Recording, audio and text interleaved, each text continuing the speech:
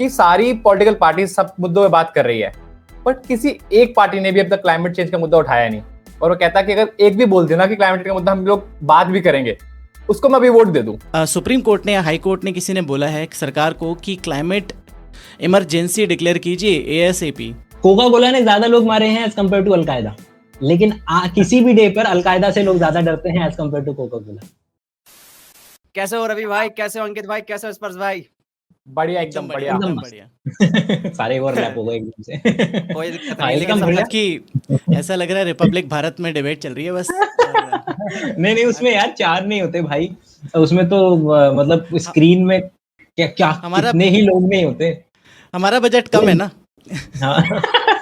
बिल्कुल देखना चाहिए कि उसमें कोई ना कोई तो ऐसा एक एपिसोड होगा ना जिसके अंदर में हाईएस्ट नंबर ऑफ मतलब कॉरेस्पॉन्डेंट जो उन्होंने बुलाए होंगे, तो वो कितना है वो नंबर। वो देखना बड़ा इंटरेस्टिंग है। आई थिंक इतना 28-30 लोग थे एक टाइम पे, जो बिल्कुल छोटा आ रहा था, पासपोर्ट साइज फोटो टाइप आ रहा था बिल्कुल। अरे बाप, खतरनाक। पता नहीं कौन बोल रहा था, कौन सुन रहा था उसमें, मैं तो जिंदगी हो गई सुने हुए। तो विकास दिव्याकृति जी के एक लेक्चर में मैंने सुना था, वो कहते हैं कि समाज में ना जो वार्तालाप होते हैं, कन्वर्सेशंस होते हैं, जो डिस्कशन होते हैं ना, उनका स्तर ना बहुत गिरा हुआ है। किसी भी टॉपिक की बात करूं मैं, उसका स्तर ऊंचा करना बहुत जरूरी है। इसी कारण मैं ना ऐसे डिस्कशन आज आप लोगों को बुलाया है। अभी अर्पित भाई भी हो सकते थे हमारे बीच, लेकिन वो अर्पित भाई जो है वो ह्यूमन विद साइंस पे लाइव करते हैं, तो उन्होंने कहा यार आप लोग कर लेना, मैं कभी और ज्वाइन कर लूंगा। इसीलिए आपने मुझे बहुत शॉर्ट नोटिस पर बुलाया। नहीं एक्चुअली में क्या है, सुनो तो स्ट्रीम यार्ड पे ना चलेगा, इट्स ओके, मतलब कभी रवि भाई नाराज मत हो। Big brain time. अगर नाराज होता तो मैं यहाँ थोड़ी ना होता। मैंने कहा कि चलो मिलके बात कर।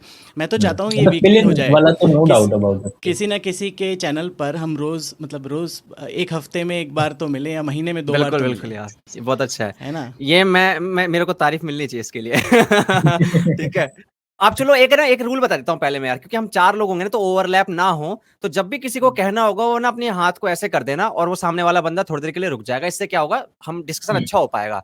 कि वही नहीं तो टीवी वाला डिबेट हो जाएगा, है ना, टीवी वाला डिबेट हो जाएगा। तो चलो पहले बता देता हूँ कि हम यहाँ पे जुड़े क्यों हैं, ताकि ऑडियंस को पता चले। तो आज भाई हम 2 अहम मुद्दों पे बात करने वाले हैं। पहला होने वाला है भाई क्लाइमेट चेंज, जिसके ऊपर कोई बात नहीं कर रहा। एक बंदा डिबंक कर रहा है बाबा को, सूडो साइंस को, एक बंदा बायोलॉजी की बातें बता रहा है, एक बंदा यूट्यूब पे पता नहीं कैसी कैसी वीडियोस बना रहा है, ठीक है। और इंटरनेट पे कोई भी, मतलब इलेक्शंस के ऊपर हो गई बात कर रहे हैं, वर्ल्ड कप के ऊपर बात कर रहे हैं, चीजों के ऊपर बात हो रही है। लेकिन सबसे इंपॉर्टेंट चीज है यार, कोई प्लानिट के बारे में बात नहीं कर रहा, क्लाइमेट चेंज के ऊपर बात नहीं कर रहा। हीट वेव जो इतनी खतरनाक आई है, लोगों को लग रहा है तो एल नीनियो आया है उसके कारण हो रहा है। ये नहीं समझ रहे कि ये एक ट्रेलर चल रहा है, एक पूरी पिक्चर आने वाली है, खतरा मंडरा रहा है हमारे ऊपर। तो डिस्कशन नहीं होगा तो भाई कैसे चलेगा। डिस्कशन का मतलब ये नहीं है कि हम यहाँ पे बस एक दूसरे को बोलेंगे हाँ यार ग्लोबल वार्मिंग बढ़ गई, क्लाइमेट चेंज हो रहा है, सी लेवल राइज होगा और चले जाएंगे घर। नहीं, ऐसा नहीं है।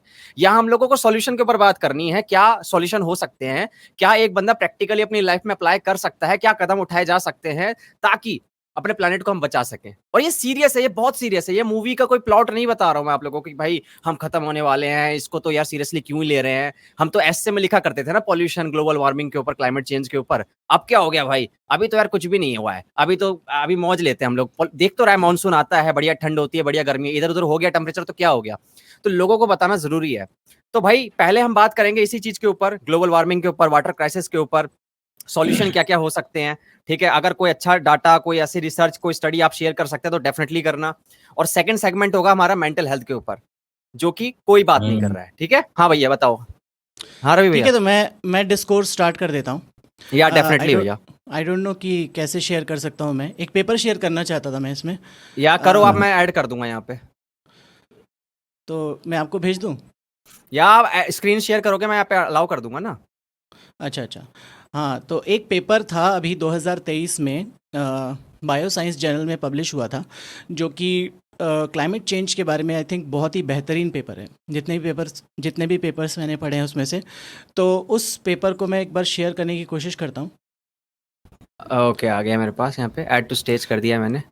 हाँ, तो ये वाला जो पेपर है, इसमें इन्होंने सबसे पहले बताया है, ये बहुत सारे रिसर्चर्स जो टॉप नॉच रिसर्चर्स हैं दुनिया भर के, उन्होंने साथ में मिलकर लिखा है। और उन्होंने इसमें साफ साफ बोला है कि जो टाइम है वो बहुत क्रिटिकल है अभी, और इसमें ये साफ साफ लिखा हुआ है time is up, time to act is up, अब हमें बस सिर्फ बचने का समय है।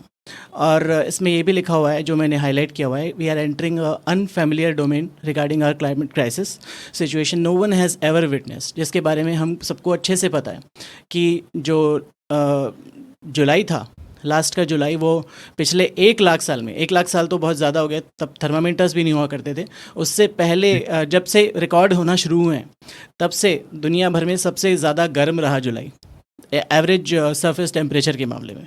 और जितने भी 20 क्राइटेरियाज इन्होंने बताए हैं उसमें से 16 या 15 जो हैं वो जो लाल लाइन आपको दिख रही है ना, इसमें ये जो लाल लाइन है वो दिखा रही है अलार्मिंग स्टेज में, कि जो क्रिटिकल स्टेज पहुंच चुकी है, और ये जो है बचाने का जो समय है अनफॉर्चुनेटली अब काफ़ी हद तक पूरा हो चुका है। हो सकता है क्लाइमेट चेंज रिवर्स हो जाए, we can not be like hopeless about it, but हो सकता है ऐसा कि क्लाइमेट चेंज रिवर्स हो जाए। बट अभी सिचुएशन बहुत ख़राब है और अभी हमें थोड़े अलग तरह के मेजर्स लेने पड़ेंगे इसको करने के। और मैं ये डिबेट को शुरू करने से पहले ही बता दूं कि हमारा यहाँ पर अर्थ किसी भी चीज़ को गलत तरीके से लेने का नहीं है। मैं पहले से बता दूं कि इसमें हम अभी भी काफ़ी प्रोटेक्टिव मेजर ले सकते हैं, और बहुत सारे वीडियोस उस पर बने हैं, बहुत साइंटिफिक वीडियोस। तो इन सभी प्रोटेक्टिव मेजर्स की ही बात आज हम करेंगे। तो सबसे पहला जो मेजर है इसमें वो है एंथ्रोपोजेनिक ग्लोबल हीटिंग, यानी कि जो ह्यूमन कॉज करते हैं अपने एक्टिविटीज़ से डायरेक्टली और इनडायरेक्टली, वो है सबसे ड्राइविंग फोर्स इन सभी में, जो कि एनिमल फार्मिंग हो गई, दूसरी फार्मिंग हो गई, वेहिकुलर इमिशन हो गए, या किसी भी तरह के और इमिशन हो गए जो हम कर रहे हैं। तो that is the prime contributor for global warming, जिसका नाम चेंज करके क्लाइमेट चेंज कर दिया गया, जो कि ज़्यादा बेहतर नाम है। तो ये पेपर सभी को पढ़ना चाहिए, इसका लिंक मैं दे दूंगा, जो रवि जी जो हैं वो डाल देंगे अपने डिस्क्रिप्शन में। तो that's what I wanted to share just to start the discussion. तो अंकित भाई कुछ कह रहे थे? तो दो पॉइंट इसमें इम्पोर्टेंट है।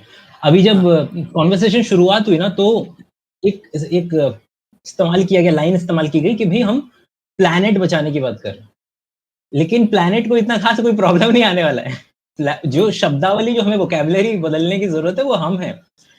इतिहास में 99% से भी ज्यादा, मतलब 99.5% इतिहास में जितनी स्पीशीज हुई है धरती पे, एक्सटिंक्ट हो चुकी। हम उन इतनी सारी मिलियंस ऑफ स्पीशीज में से एकमात्र एक स्पीशीज है।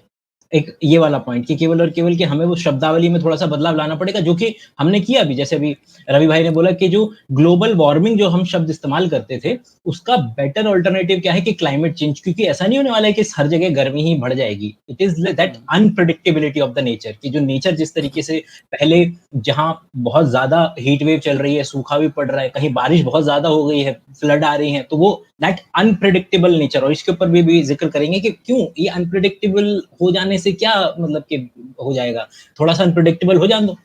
दूसरा जो रवि भाई ने बोला कि एंथ्रोपोजेनिक वाला जो आइडिया, उसमें जो मेरे को ऐड करना है, सब जो क्वेश्चन ज्यादातर पूछा जाता है लोगों से, एक ये जो हमने शुरुआत में बात की थी कि भाई कौन नाप रहा था मिलियन ईयर पहले टेम्परेचर, मतलब ये तुम लोगों का डेटा कहाँ से रहा है। तो एक तो इसमें डिस्कशन करेंगे कि भाई ये टेम्परेचर कहाँ से आ रहा है, कि 200-300 साल 1700 करीब में आपका थर्मामीटर बन गया होगा, मिड 1700 में, उससे पहले के टेम्परेचर कहाँ से आ रहे हैं, एक वो डिस्कस करेंगे।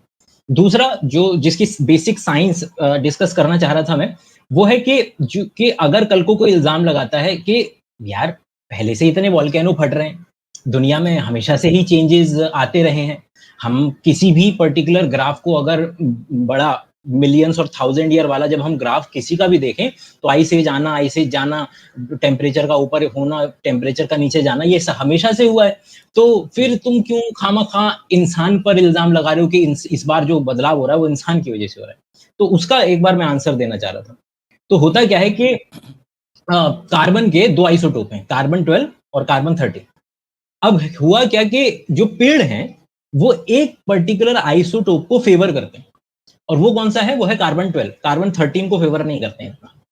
अब क्या देखा गया कि चाहे जितने हजारों साल, लाखों साल पहले जितने भी पेड़ जंतु जमीन के नीचे गिरे, और वो कार्बन 12 का ही इस्तेमाल करते थे ज्यादातर, और वही चीज है जो आज की तारीख में हम पेट्रोल की तरह और कोल की तरह इस्तेमाल करते हैं। इंडिया में ज्यादातर इलेक्ट्रिसिटी वगैरह आप कोल से इस्तेमाल करते हैं। एक इसके बीच में एक हल्का सा कैवियट, कहीं तो मैंने पोस्ट देखा था कि पेट्रोल कुछ और नहीं है, डायनासोर का अचार है। मतलब सच्चा ब्यूटीफुल थॉट कि डायनासोर का अचार है। तो वापस से अपने इस वाले पॉइंट पे, तो अब हम क्या देख रहे हैं कि अब जब हम इन फॉसिल फ्यूल्स को जलाते हैं तो क्या है कि कार्बन 12 हम बहुत ज्यादा फेंक रहे हैं एटमॉस्फेयर में। तो क्या देखने को मिलेगा कि कार्बन 13 कम होता जा रहा है। अगर इस बात को सत्यापित करना है मुझे कि नहीं, human intervention is the main cause, मतलब कई सारे रीजंस हैं लेकिन उसमें से human intervention is the main cause, वो इस बात से हमें बहुत अच्छे से पता चल रहा है कि क्योंकि अब कार्बन 13 की जो रिलेटिव परसेंटेज है बहुत कम होती हुई नजर आ रही है और कार्बन 12 बढ़ता हुआ नजर आ रहा है उसके अंदर में, जो इस बात को ज्यादा अच्छे से सत्यापित करता है कि नहीं नहीं, ये जो एंथ्रोपोजेनिक वाला जो शब्द इस्तेमाल किया गया है ना कि एंथ्रोपोजेनिक तरीके से बर्बाद हो रही है धरती, पोस्ट इंडस्ट्रियलाइजेशन जो temperature on an average 1.3 degree बढ़ा है, वो एक्चुअल में हमारा ही इंटरवेंशन है। किसी और पे इल्जाम नहीं लगाया जा सकता, वोल्केनो पे या हर बार होता ही था जी। यस। अभी तक जितने भी मास एक्सटिंक्शन हुए हैं उसके अंदर सबसे ज्यादा आप देखेंगे, अगर कहानी पढ़ेंगे तो कहीं ना कहीं ग्रीन हाउस गैस का बहुत बड़ा रोल रहा है। क्योंकि जब क्या होता है, जो CO2 वगैरह होते हैं, कार्बन डाइऑक्साइड वगैरह होते हैं, उसको बहुत ज्यादा ओशन से अब्सॉर्ब करते हैं और ओशंस का क्या हो जाता है, एसिडिफिकेशन। और एक पार्टिकुलर pH लेवल से अगर ऊपर चला जाए तो पूरे मरीन जो लाइफ होती है, एक्वेटिक एनिमल्स की जो लाइफ होती है, जो इकोसिस्टम है वहां का, वो हो जाता है डिसरप्ट, और वो होता दिख रहा है।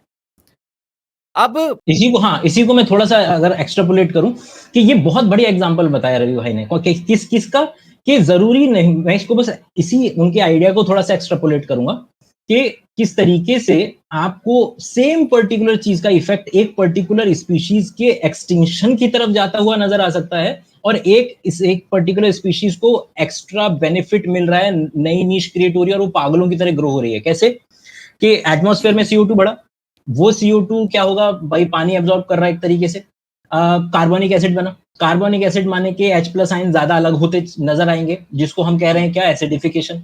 एसिडिफिकेशन जो भले से बहुत ही माइनर हुआ है, लेकिन जितने भी शेल वाले ऑर्गेनिज्म है वो सारे के सारे जो सिफेलोपोड्स के कैटेगरी के और जो शेल वाले के कैटेगरी के अंदर में आते हैं, इनके शेल धीरे धीरे डिसॉल्व होंगे, नहीं इनकी हार्डनेस उतनी अच्छी नहीं रहेगी। बिल्कुल वैसे ही याद कीजिए जैसे DDT वाला केस हुआ था कि किस तरीके से जो कैल्केरियस नेचर है जो उनके अंडों का, वो जो उनकी जो जितने स्ट्रांग हो सकते थे वो नहीं रहे उतने, और वो जल्दी टूट जाया किया करते थे, जिसकी वजह से पूरी की पूरी पॉपुलेशन पे असर पड़ा था।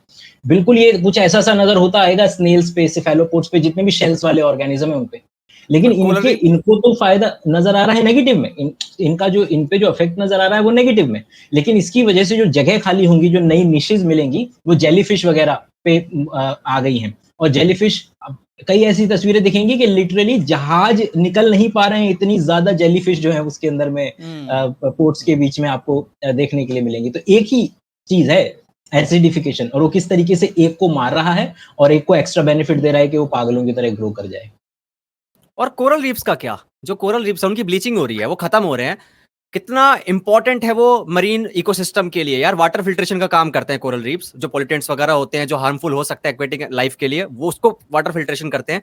मछली जो रिप्रोडक्शन करती है, जो अंडे वगैरह देती है, उसको एक सेफ हेवन प्रोवाइड करते हैं। कोरल रीफ्स पूरी तरीके से डिस्ट्रॉय हो रहे हैं। और अभी मास एक्सटेंशन की बात मैं कर रहा था ना, तो ये सारे जो खत्म हुए थे ना, जितने वोल्केन, चलो वो तो ठीक है, उसमें वोल्केनिक एरप्शंस वगैरह बहुत ज्यादा शामिल थे, that's why green house gas बढ़े और इतनी सारी लाइफ खत्म हो गई। जो आप कह रहे थे शुरुआत में कि 99% ऑफ जितनी भी अब तक स्पीशीज रही हैं वो खत्म हो चुकी हैं, एक्सटिंक्ट हो चुकी हैं। तो क्या हम एक छठे मास एक्सटिंक्शन की तरफ नहीं बढ़ रहे हैं? अभी मैं एसिडिफिकेशन देख रहा हूँ। We are in the 6th mass extinction right now. चलो ये चल रहा है। वही मैं बोलने वाला था कि we are actually in the mid of 6th mass extinction. और इसमें से भी मैं बता दूं कि रिकमेंड करना चाहूंगा, इसी नाम से बुक है, मतलब just incorporation the 6th mass extinction, the 6th extinction क्या बोलते हैं उसको, जो बुक का नाम है द 6th बुक का नाम।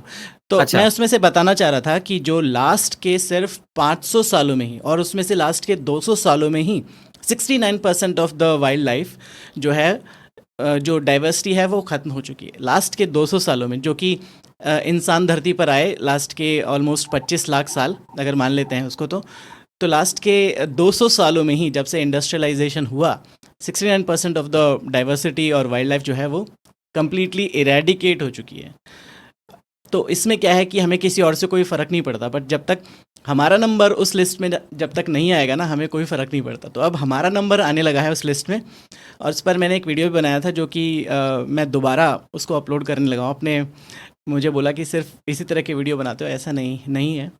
तो हम और भी तरह के वीडियोस बनाते हैं। तो जो ग्लोबल वार्मिंग क्लाइमेट चेंज पर भी हमने वीडियो बनाया था। तो उसी में मैं एक और चीज़ भूल गया मैं बोलते बोलते कि जब तक हमारा नंबर नहीं आता, उसमें मैंने ये बोला था कि 8 बिलियन लोग हैं इस प्लेनेट पर, इंसान, बाकी तो प्रजातियां छोड़ दीजिए, हमें कोई फ़र्क नहीं पड़ता उनसे, हमें मतलब कलेक्टिवली ह्यूमंस को, वरना लोग बोलेंगे तुम्हें फ़र्क नहीं पड़ता। तो 8 बिलियन जो लोग हैं उसमें ऐसा कैसे हो सकता है कि सारे 8 बिलियन के 8 बिलियन लोग चले जाएंगे?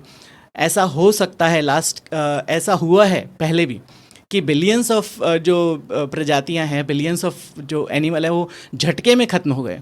ऐसा अर्थ का जो बैलेंस बिगड़ा, एक जो टिप ओवर हुआ, और एक वो मीम होता है ना कि पत्थर पड़ा अर्थ पर और डायनासोर उछल कर चले गए, जो फ्लैट अर्थर को डिबंक करने के लिए बताया जाता है, शायद आप लोगों ने देखा होगा।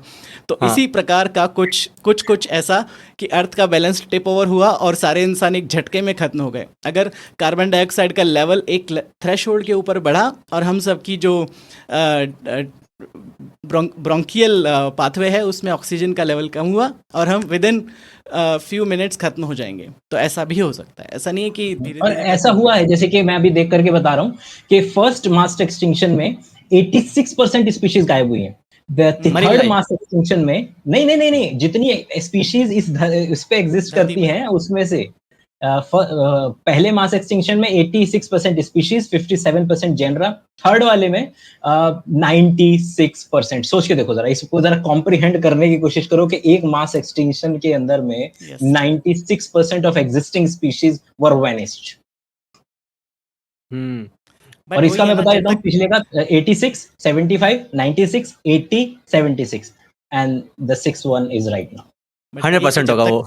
जब तक हमारा नंबर नहीं आता तब तक हमें फ़र्क पड़ता है क्या? कोई फ़र्क नहीं पड़ता। हमारा मतलब अगर हमारे फैमिली से भी, हमारे यार दोस्त में से भी कोई जब तक अनफॉर्चुनेटली नहीं जाता तब तक हमें कोई फ़र्क नहीं पड़ता कि कोई रहे या कोई जाए। ये दुनिया की सच्चाई है। जी, मैं कह रहा था कि मतलब फर्क तो पड़ता होगा, क्योंकि इंसानों पर भी इफेक्ट तो पड़ा होगा ना। कुछ जो आइलैंड्स जा रहे हैं पानी के नीचे, तो ह्यूमन लाइफ तो अभी भी लॉस हो रही है। और जितना भी हमने लॉस किया है ओजोन लेयर को, अफ्रीका में जितना इफेक्ट पड़ा उसके लिए, तो आई थिंक ये एफिलेंट कंट्रीज जो हैं, जो डेवलपिंग है, या फिर उन्हें फ़र्क नहीं पड़ता है, क्योंकि हमारे पास इनफ रिसोर्सेज है सेव करने के लिए। पर जिनके पास नहीं है वो सफ़र कर रहे हैं और उन पे हम लोग ध्यान नहीं दे रहे हैं। फिर एक चीज़, अच्छा, मैं इसको इसी को बता रहा हूँ कि क्यों, मैं बताना चाहूंगा कि आखिर क्यों फर्क नहीं पड़ रहा है। क्योंकि 1-to-1 रिलेशन नहीं है। अगर ये कार्बन डाइऑक्साइड काले रंग की होती ना, और आपको हर जगह नजर आ रहा होता कि काला रंग निकल रहा है। दूसरा, अगर इसकी एक स्पेसिफिक पंजेंट स्मेल होती, क्योंकि ये रिलेशनशिप 1-to-1 वाला है। हमको केवल उन चीजों का फर्क पड़ता है जिनका 1-to-1 हम पे असर है। अगर मेरे यहाँ बैठ करके प्राइमरी, सेकेंडरी, टर्शरी लेवल पर जब चीजों का असर पड़ता है ना, मतलब मैं देख रहा हूँ कि कोई व्यक्ति कूड़ा फेंक रहा है या मैं कहीं कूड़ा फेंक रहा हूँ और मतलब कि गंदगी होगी, तो क्या होगा कि समाज के लेवल पर बीमारियां ज्यादा फैलेंगी। आपका ऐसा होता कल को कि जिसने कूड़ा फेंका है उसी का बच्चे को वो होगा, क्या कॉलेरा होगा, तो वो उसी दिन से वो बंद हो जाता है, वो उसका कूड़ा फेंकना। क्योंकि रिलेशनशिप 1-to-1 का नहीं है ना, केवल और केवल ये रीजन है कि हमको वो अभी नहीं मिल रहा है। इमीडिएट अगर आपने 2 घंटे एसी चलाया, एक थप्पड़ पड़ेगा, तुरंत प्रॉब्लम सॉल्व्ड। और वो केवल और केवल लॉन्ग टर्म इफेक्ट जो है पड़ेगा। इस पर वीसॉस की एक बहुत अच्छी वीडियो थी, वीसॉस की बड़ी अच्छी वीडियो थी। उसने बताया था कि मान लो 1.7 में 6 मिलियन सिगरेट में से एक सिगरेट के अंदर बम है और पीते तुम्हारा दिमाग फट जाएगा, तुम मर जाओगे। कोई सिगरेट नहीं पिएगा। मतलब 1.76 मिलियन में से एक सिगरेट के अंदर बम हुआ तो, पर इतने ही उसी रेशियो के अकॉर्डिंग लोग मरते हैं सिगरेट के अकॉर्डिंग। हाँ, तो वीसॉस की वीडियो में था, तो मुझे याद आ गया। हाँ, सही कह रहे हो आप। Very nice. मैं सिर्फ ये बोल रहा हूँ कि क्यों फ़र्क नहीं पड़ता, उसका रीज़न भी है। और उस पेपर में, जो मैंने पेपर को शेयर किया था अभी, उसमें भी यही लिखा हुआ है पहले पेज पर ही कि we report minimum progress by humanity in combating climate change. कि कोई भी सरकारी जो से योजनाएं बनी हैं क्लाइमेट चेंज के लिए, वो मिनिमम है। दिखाने के लिए हैं, दिखाने के लिए भी नहीं है भारत सरकार की तरफ से। तो मतलब ऐसा अगर कोई क्लाइमेट चेंज की बात करे तो लोग कहते हैं कि क्या मजाक कर रहे हो। तो वही बात है कि फ़र्क नहीं पड़ता, ये हमें बोल्ड लेटर में लिखना चाहिए, टी शर्ट पहन के घूमना चाहिए उसमें कि फ़र्क नहीं पड़ता सर हमें। मैं इसको ना इंसेंटिव के नजरिए से, अगर इकोनॉमिक्स के नजरिए से देखूं, उससे थोड़ा सा मतलब डिस्कस करना चाहूंगा। मुझे ऐसा लगता है कि हम चाहे जितना मर्जी इल्जाम लगा लें, एग्जांपल लेते हैं कैपिटलिस्टिक कोलगेट से। बाबा रामदेव ने एक पर्टिकुलर हवा बनाई कि ये जो सो कॉल्ड हर्बल वाला टूथपेस्ट है ना, ये बड़ा बेहतरीन है। अब क्या हुआ कि लोग बोलते हैं कि नहीं नहीं, क्या मैं कह रहा हूं कि जितनी भी कैपिटलिस्टिक कंपनीज है ना, एफएमसीजी कंपनीज है, हिंदुस्तान यूनिलीवर हो गया, जितनी भी हैं, उनको कोई फर्क नहीं पड़ता कि मार्केट में क्या नाम है, क्या जाना है। वो बोले तुम बोलो तो सही, हमको क्या, तुमको क्या चाहिए। जैसे ही पॉपुलेशन ने बाबा रामदेव के दंत कांति खरीदना शुरू किया, कोलगेट वालों ने अपना वेदिका निकाल दिया। उसने बोला अबे तुमको जो चाहिए हमको बताओ तो सही, हम देंगे। मतलब कि उसी तरीके से अब जब ये जो सो कॉल्ड नेता हैं या फिर जो हमारे जो रिप्रेजेंटेटिव हैं, इनके पास क्या इंसेंटिव है उस पर्टिकुलर चीज पर काम करने के लिए। अगर वो नेता लोग वो मेरे ख्याल से, मतलब obviously I could be wrong as well, चाहे वो वादा करें लेकिन और उस वादे को पूरा ना करें, लेकिन ये एटलीस्ट वादे वाली स्टेज पर भी तब जाएगा ना जिस तरीके से आम आदमी बोलता है कि भाई सड़क दो, हाईवे वो दो, मेरे घर के सामने जो नाला बह रहा है इसको जरा बंद करवाओ। तो कम से कम वो जाकर के ये एडमिट तो करता है, हाँ करवाएंगे, करवाए ना करवाए वो सेकंड बात है, लेकिन कम से कम एडमिट तो करेगा। तो यहाँ से जब हम लोग पूछ ही नहीं रहे, जब हमारी मांग ही नहीं है कि भाई इंसेंटिव के लेवल पर उस नेता से, तो फिर वो उसको एंटरटेन भी क्यों करेगा, क्योंकि उसका तो इंसेंटिव ये है ना कि भैया तुम जो मांगोगे मैं देता हूँ ना तुमको, भले से वो पूरा करे ना करे उसको। बिल्कुल सही है, बिल्कुल सही है। और उससे भी पहले अगर जाएं अगर हम तो जैसे ये वेस्ट का फैलाया हुआ स्यापा ही है। तो क्योंकि पहले क्या होता था कि एंशिएंट टाइम से ही हम जो भारत हिंदुस्तान में सस्टेनेबल प्रैक्टिसेस को तवज्जो दी जाती है कि हम एक ही चीज़ को बार बार यूज़ करेंगे, रीयूज़ करेंगे। जो रिसाइकिल का जो आजकल नाटक वेस्ट में चल रहा है कि रिसाइकिल करो, वो हम लोगों ने ही सिखाया है उनको कि हम तो एक टी शर्ट को भी पहले पुरानी होती है तो होली पे पहनते हैं, फिर उसको पोंछा बना लेते हैं, फिर उसको कार साफ़ करने में बना लेते हैं, फिर कुछ मतलब उसको कुछ ना कुछ चलता रहता है उसका। तो हम लोग तो माहिर हैं इस चीज़ में, कंजूसी मान लीजिए उसको या हमारा हुनर मान लीजिए। वैसे में क्या होता है बिल्कुल, मैं तो बस ये कह रहा हूँ कि आपको नहीं लगता ये कि ये तो हमारी गरीबी का नहीं नतीजा, मतलब अगर मैं बोलूँ जैसे ट्राइबल है, ट्राइब, पर ये उससे फायदा हो रहा है ना, हमें उससे फायदा हो रहा है ना सर। साउथ अफ्रीका की कोई ट्राइब है, अब उसको मालूम है कि मेरे पास ये जो जूट है या जो भी, जैसे हमारे पास कोई निकला है किस तरीके का जूट है, उसको 4 तरीके से इस्तेमाल करेंगे वो लोग, क्योंकि उनको मालूम है कि भाई अपने पास कोई अल्टरनेटिव ऑप्शन नहीं है। ये जो अबंडेंट जब सोसाइटी हो जाती है एक पर्टिकुलर लेवल पे जाकर के, उसके मतलब वही इंसेंटिव वाला जो खाका है वो यहाँ पर भी मेरे ख्याल से उतना ही वैलिड है कि जब है ही नहीं, जब 1000 रुपए की शर्ट खरीदने का कोई प्रावधान ही नहीं है, तो फिर क्या करेंगे, पुरानी टी शर्ट ही पहनेंगे होली पे। वरना तो अगर हॉलीवुड वाले हो गए तो फिर बिल्कुल भाई साहब ज़ारा की सफेद शर्ट पहनी जाएगी कि इस पे रंग जो है बड़ा बढ़िया जो है नजर आएगा। तो मेरे को तो वो इंसेंटिव वाला मामला लगता है। पर उसमें उससे फर्क तो एनवायरनमेंट पे ही पड़ रहा है ना, उससे फर्क तो एनवायरनमेंट पे पड़ रहा है, वेस्ट रिडक्शन कम हो रहा है ना। अब मैं विदेश में रहा इतने सालों तक, एक भी चीज़ खराब हो जाती है तो उसको पटक देना ऑप्शन है, ठीक नहीं करवा सकते। यहाँ पर हम उसको ठीक करवा कर चीज़ को तब तक यूज़ करते हैं जब तक कि वो कबाड़ नहीं हो जाए। कबाड़ी भी लेने से मना कर देता है उस चीज़ को, तब तक उस चीज़ को हम यूज़ करते हैं। तो दैट्स एक्चुअली सस्टेनेबिलिटी। भले ही कंजूसी की वजह से हो, किसी भी वजह से हो, क्या फ़र्क पड़ता है? At the end of the day we are reusing, right? देखो इस बात से मैं एग्री करता हूँ। मम्मी मेरे लिए कपड़े काटती थी नोजी साफ करने के लिए, क्योंकि नाक बहुत बहती थी मेरी, तो कपड़े ऐसे बहुत यूज़ किए पुराने मैंने। पर उसके अलावा अभी अंकित भैया ने बात की थी पॉलिटिक्स की, तो अभी ना मैं और मेरा दोस्त हर संडे जाते रनिंग करने जाते हैं। तो हम वहाँ पे शाम को थे और उस टाइम पे टेम्परेचर 42 डिग्री चल रहा था शाम को 6-7 बजे, और हम लोग बहुत सरप्राइज थे इस बात से कि गर्मी में रनिंग कैसे, शाम को गर्मी क्यों है। And then he was like कि सारी पॉलिटिकल पार्टी सब मुद्दों पे बात कर रही है, बट किसी एक पार्टी ने भी अब तक क्लाइमेट चेंज का मुद्दा उठाया नहीं। और वो कहता है कि अगर एक भी बोल देना कि क्लाइमेट चेंज का मुद्दा हम लोग बात भी करेंगे, उसको मैं अभी वोट दे दूं। पर एक पार्टी ने भी नहीं बोला, कोई ऐसा वादा आया ही नहीं हमारे पास। और हम लोग तब भी डिस्कस कर रहे थे कि राइट विंग जो है अमेरिका का, उसकी वीडियोस काफी देखते थे हम लोग कि बेन शपीरो है, मैट वॉल्श है, इनकी वीडियोस चलती थी और वो लोग डिनाई करते हैं क्लाइमेट चेंज को। तो हम उन पे भी डिस्कस करते हैं कि व्हाई दे आर डिनाइंग।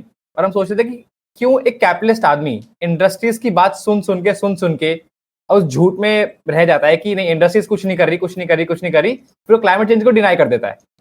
इस वजह से अभी मोदी जी ने स्टेटमेंट दी थी कि क्लाइमेट चेंज के लिए हम लोग कुछ क्या था आरती करने के लिए बोला था शायद, मतलब कि वी आर हम दुनिया को जगा रहे हैं, गंगा की आरती के जरिए हम दुनिया को ये मैसेज पहुंचा रहे हैं कि ग्लोबल वार्मिंग वगैरह, मतलब कि इनडायरेक्ट वो सिग्नलिंग। तो ये भी तो बोला था ना कि सर्दी नहीं बढ़ी है, हमारी सर्दी सर्दी सहन करने की क्षमता कम हो गई है, तो ये कम हो गई है। और अभी मैंने अपनी आई थिंक इंस्टाग्राम पे शेयर किया था कि सुप्रीम कोर्ट ने या हाई कोर्ट ने किसी ने बोला है सरकार को कि क्लाइमेट इमरजेंसी डिक्लेयर कीजिए ASAP, जबकि आप कोर्ट्स सरकार को निर्देश दे रही हैं। आजकल तो ऐसे ही चलती है सरकार कि कोर्ट्स सरकार को निर्देश दे रही हैं कि तुम कैसे काम करोगे, तो भी सरकार कहाँ जग रही है, क्योंकि कोई, जैसे अंकित भाई ने बोला, कोई इंसेंटिव नहीं है बेसिकली।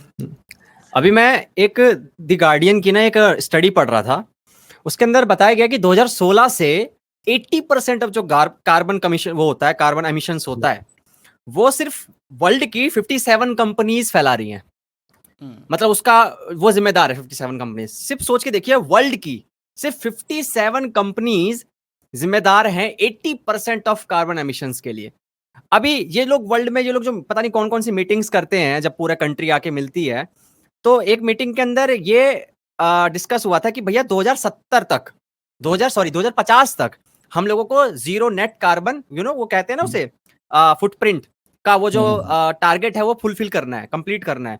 मतलब 2050 तक का हमारे पास टाइम है क्या, ये बताओ ना पहले आप।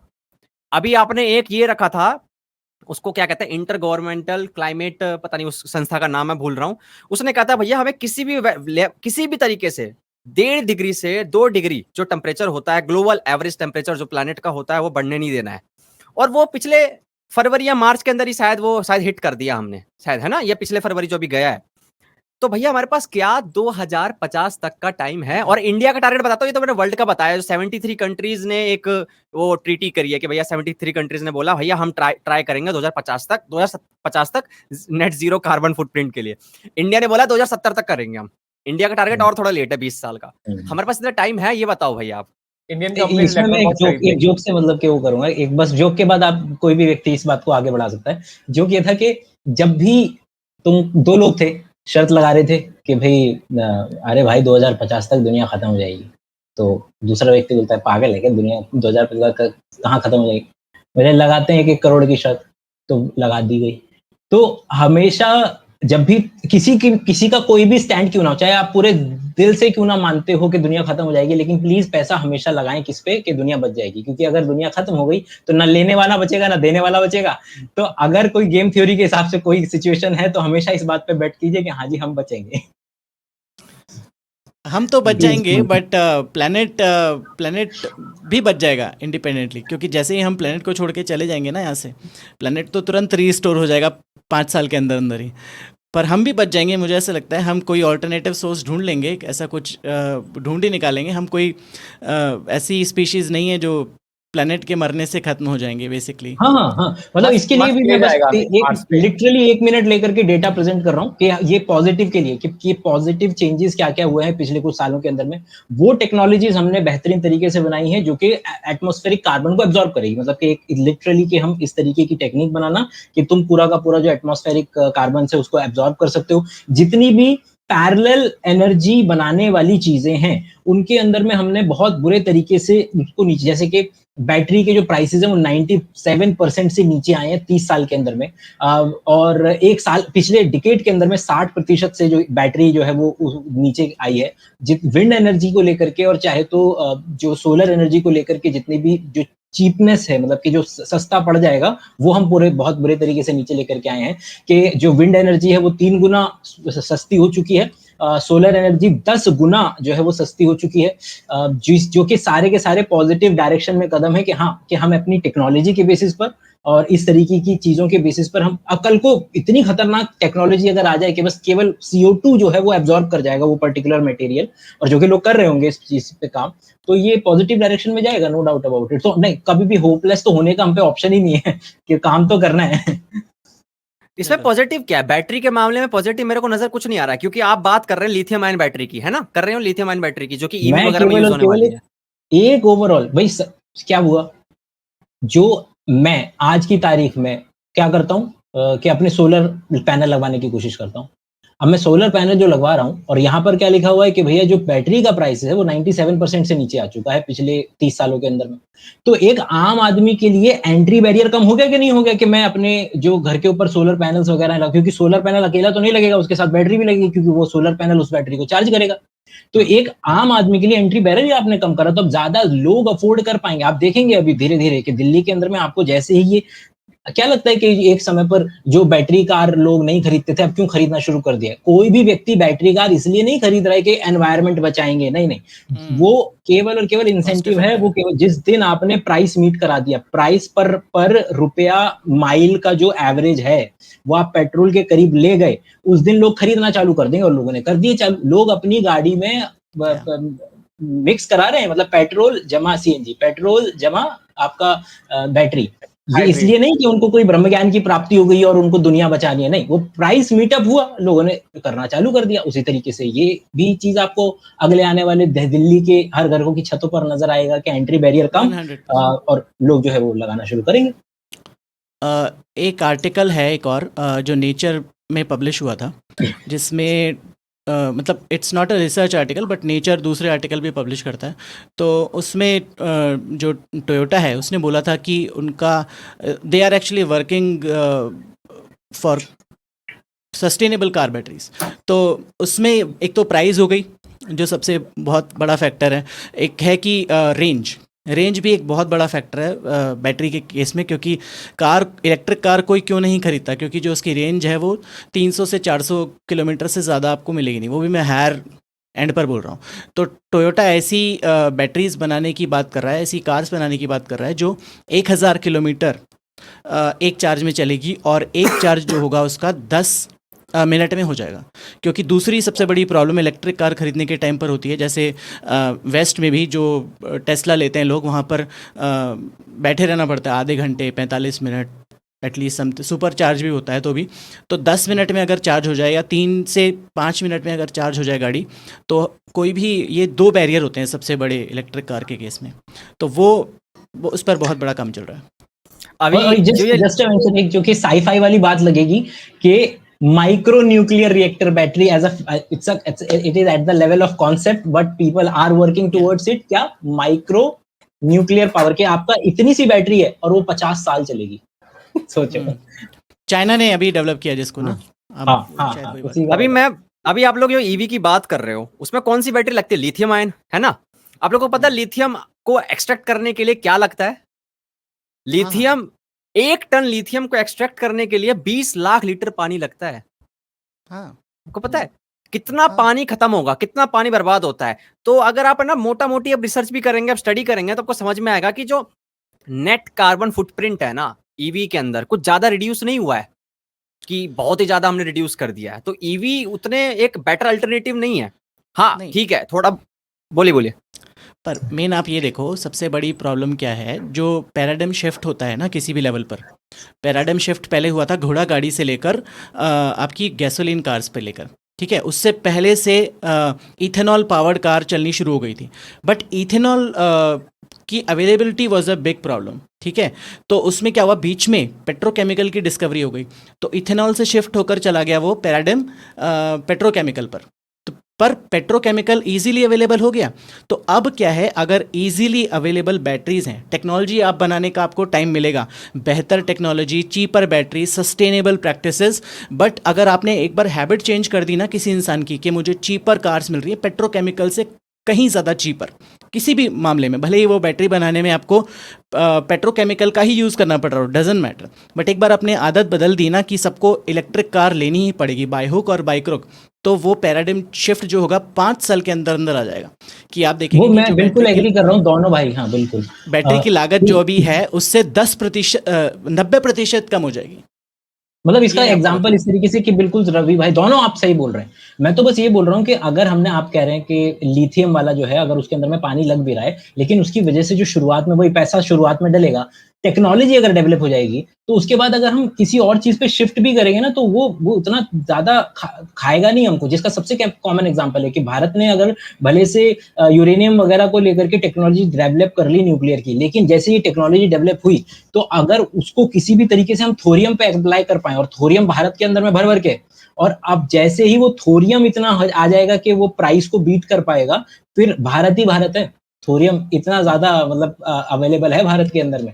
सवाल है कि थोरियम से हाँ। न्यूक्लियर फिजन की बात कर रहे हैं आप, न्यूक्लियर फिजन, यस। उसमें भी तो रेडियो एक्टिव वेस्ट निकलता है। अरे ये ना वही वाला हिसाब है, रेडियो एक्टिविटी वेस्ट वाला जो है, वो जो हवाई जहाज में लोगों को जो डर लगता है ना, न्यूक्लियर का रिलेशन हमेशा से ये रहा है आम जनता के साथ कि एक जो इंसिडेंसेस होते हैं ना वो बड़े गिने चुने हैं पूरे विश्व के स्तर पे न्यूक्लियर वाले, चाहे वो चेरनोबिल वाला हो चाहे कोई भी हो।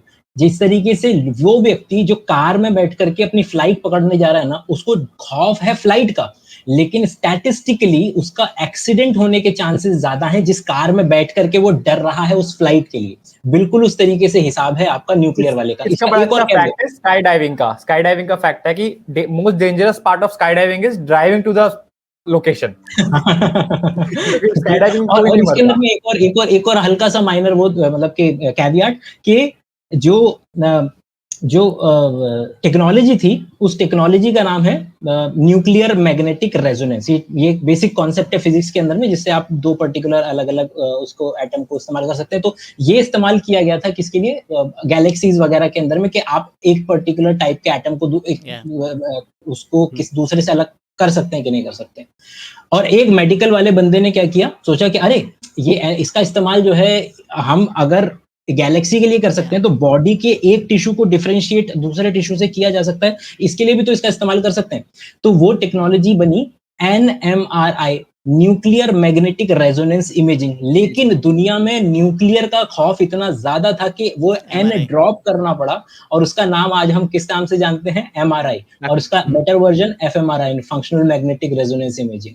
तो हाँ, तो जो खतरा है वो मतलब नोवेयर क्लोज टू कोल की वजह से जितने लोग मर रहे हैं उसके मतलब आसपास भी नहीं भटकता है न्यूक्लियर का जो खतरा या खर्च वो है कहीं भी। वो ये ना लोग थोड़ा जो विजिबल डेंजर हैं उन वो भले ही चूहा सामने हो, चूहे से डर जाएंगे, बट इनविजिबल फॉर्म में अगर डायनासोर पीछे खड़ा हो तो लोग उससे नहीं डरेंगे। लोग इससे डरें कि गैस पर जो रोटी पकाने से बेंजीन आपके रोटी में आ जाएगी, जो कि सही नहीं है, वैसे तो फैक्चुअली रॉन्ग है, बट चलिए मान लिया 0.0001% बेंजीन आपके खाने में आ गई, बट उसका क्या जो आप रोज़ इतनी पोल्यूटेंट जो PM 2.5 से लेकर हर चीज़ आप खतरनाक लेवल पर 24 घंटे आप अपने अंदर ले रहे हो, उससे कोई फ़र्क नहीं पड़ता लोगों को। तो that's the problem, invisible danger is always no problem for anybody. Sapiens के अंदर में हरारी ने ये लाइन लिखी हुई है, क्या लाइन है कि कोका कोला ने ज्यादा लोग मारे हैं एज कम्पेयर टू अलकायदा, लेकिन किसी भी डे पर अलकायदा से लोग ज्यादा डरते हैं as compare to Coca Cola. वही इनविजिबल डेंजर। इंडिया में सब लोग केमिकल्स करते रहते हैं ना कि मॉडर्न मेडिसिन में केमिकल्स है, इस खाने में केमिकल्स है, टूथपेस्ट में केमिकल्स है, हम नेचुरल यूज करेंगे, वही वाली बात है। बहुत परेशान है लोग इससे। अच्छा, वाटर क्राइसिस के ऊपर आते हैं एक बार कि यार आपने सुना होगा बेंगलुरु में अभी शायद जनवरी फरवरी के आपने न्यूज़ सुनी होगी कि बेंगलुरु में पानी खत्म हो गया, टैंकर में पानी लाइन लगा रखी है, लोगों ने लड़ रहे हैं और उसको कोई कवर नहीं कर रहा था मीडिया, क्योंकि मीडिया को इससे TRP नहीं मिलती है, कोई कवर नहीं कर रहा था। अब उनको लगा ये तो ऐसी क्राइसिस होता रहता है, क्योंकि बेंगलुरु की जो जियोलॉजिकल पोजीशन है उनको मानसून पे बहुत डिपेंड रहना पड़ता है, वहां की नदियां वैसी, वहां के लेक्स पे वो डिपेंड रहते हैं, तो मानसून अच्छा नहीं रहा, इसी कारण उनको वाटर क्राइसिस का सामना करना पड़ा। बट ऐसा है नहीं, अगर आप अभी पढ़ेंगे, जाके गूगल करेंगे तो आपको पता चलेगा कुछ सालों के अंदर इंडिया के जो मेजर सिटीज हैं, दिल्ली, विशाखापट्टनम, चेन्नई, मुंबई, कोलकाता वगैरह, जयपुर हो गया, ये सारी जो सिटीज हैं ये ग्राउंड जीरो की कगार पे है। अजीब बात लगेगी सुनने में, ग्राउंड जीरो। हाँ बोलिए। मैं आपको बताता हूँ इससे पहले कि हम आगे बढ़ें। There is water crisis but there will be no water crisis. अब मैं उसको बताता हूँ क्यों। क्योंकि हमारी दुनिया में 75% पानी है, 70 से 75% पानी है। जैसे ही वाटर क्राइसिस होगी सारी टेक्नोलॉजी जाएगी कहाँ पर, डिसैलिनेशन पर, कि समुद्र के पानी को कैसे खारे से मीठा बनाया जाए। तो उसमें सिंपल एक पॉडकास्ट है नील डिग्रास टाइसन का कि जैसे ही पानी की कमी होगी, सारी कंपनीज अपना सारा पैसा उसमें लगा देंगी कि कैसे डीसैलिनेशन को चीपर से चीपर बनाया जाए। और पानी का धंधा अभी से बहुत गड़बड़ है। अभी से पानी की बोतल 20 से 100 रुपये, 150 रुपये, 200 रुपये, यूरोप में अगर एयरपोर्ट पे जाएंगे तो 500 रुपये तक की एक पानी की बोतल मिलती है आपको। तो आप देखिए वो पानी का जो धंधा है वो सबसे बड़ा बन जाएगा और डीसैलिनेशन कर करके कंपनियां पैसा बनाएंगी। बट पानी की क्राइसिस किसी को नहीं आने दी जाएगी कि पानी सबको मिलेगा पीने, नहाने, धोने का। ये 100% सत्य है। जो गरीब आदमी है वो कैसे लेगा पानी यार? जब एक कंपनी पानी बेचेगी डिसैलिनेशन करके, वो पक्का बेचेगी 20-25 रुपए में। चलो सब्सिडी भी लगा दे गवर्नमेंट, सरकार देगी सब्सिडी। जैसे बिजली देती है ना सरकार, बिजली भी बहुत महंगी है, गैस भी बहुत महंगी है, बट सरकार उसको 70-80%, 90% तक सब्सिडी देती है। वैसे ही पानी पर भी राशनिंग होगी। पानी पर आपको मिलेगा 2 बाल्टी पानी, 1 बाल्टी पानी दिन का, बट आपको मरने नहीं दिया जाएगा। बस ये सबसे बड़ी बात है। नो आइडिया एट व्हाट्सोएवर, बिल्कुल भी कोई आइडिया नहीं है मेरे को इस पर्टिकुलर जानकारी को लेकर के। लेकिन हाँ, ये प्रॉब्लम तो बिल्कुल नजर आती है मुझे, जो कि यहाँ पर भी मतलब मैं जहाँ रह रहा हूँ, बस मैं ये इन्फॉर्मेशन ऐड कर सकता हूँ कि हाँ, मैं वो बहुत देख रहा हूँ कि हमारे मोहल्ले के आसपास लोगों को जो सो कॉल्ड नल हैं या लोगों ने जो सो कॉल्ड सबमर्सिबल लगवाए हुए हैं, उनको उनकी जो लेंथ है वो बढ़वानी पड़ रही है, क्योंकि जो पानी है वो आ नहीं रहा। ये खुद 4 जगह मैंने देखा, ऑब्जर्व किया। मेरा दोस्त, हम ये बात कर रहे थे कि 4 जगह हमने ऑब्जर्व कर लिया। एक और चीज थी कि आजकल लोग, एक और आया ना, वायु जल, एयर से जो मॉइस्चर है उसको हम निकाल के पी सकते हैं। वो भी काफी बड़ा एक पानी का सोर्स है हमारे पास। But that's actually not a sustainable source, क्योंकि मैंने PSA जो प्रेशर स्विंग एब्जॉर्प्शन प्रोसेस होता है, ये मैंने इस पर काम किया हुआ है। तो इसमें क्या होता है, it's not a sustainable source, क्योंकि एयर में जो मॉइस्चर होगा वो एक लेवल तक होगा। एयर में मॉइस्चर निकाल दीजिएगा, उसके बाद उसको रिप्लेनिश करने की कोई वो नहीं है। There is no mechanism to, अगर उसको रिप्लेनिश करेंगे कहीं से भी तो एक तो ये डीसैलिनेशन के कंपैरिजन में बहुत ज़्यादा एक्सपेंसिव प्रोसेस है। डीसैलिनेशन बहुत चीपर प्रोसेस बन सकता है अगर सारी कंपनीज उस पर अपना पैसा लगा दें तो। 5 पैसे से 1 पैसे तक पर लीटर पानी डीसैलिनेशन से निकाला जा सकता है अगर इसको लार्ज स्केल पर किया जाए तो। बहुत आसान प्रोसेस है। तो किसी को आइडिया है प्रोसेस की हमें जरूरत नहीं है।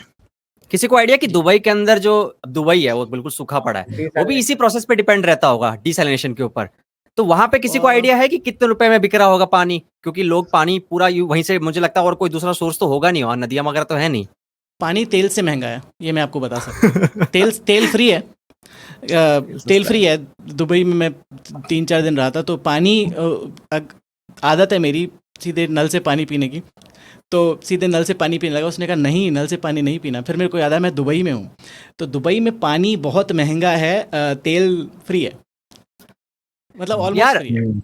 हम लोग पता है अल्टरनेटिव्स की बात तो कर रहे हैं, हम ये नहीं देख रहे कि हमने जो गंदगी मचाई है क्या उसको साफ किया जा सकता है? क्या हमने जो पानी, नदियां गंदी कर दी हैं, लेक्स गंदे कर दिए हैं, उसको साफ किया जा सकता है? उसको कुछ भी सॉल्यूशन है क्या?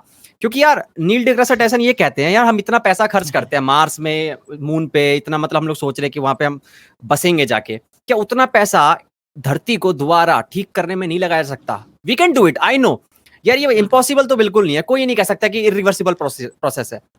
अरे यार, Ganga action plan, Jamuna plan, कितने हजारों करोड़ों रुपए हर साल सैंक्शन होते हैं, और क्या ही है वो जीरो पे खड़े होते हैं हर साल। दिल्ली के अंदर में जब छठ पूजा आती है तो लोग वही झाग के बीच में, इतने बुरे झाग के बीच में बैठकर मैं वही बोलने लगा था, सॉरी बीच में कट किया मैंने।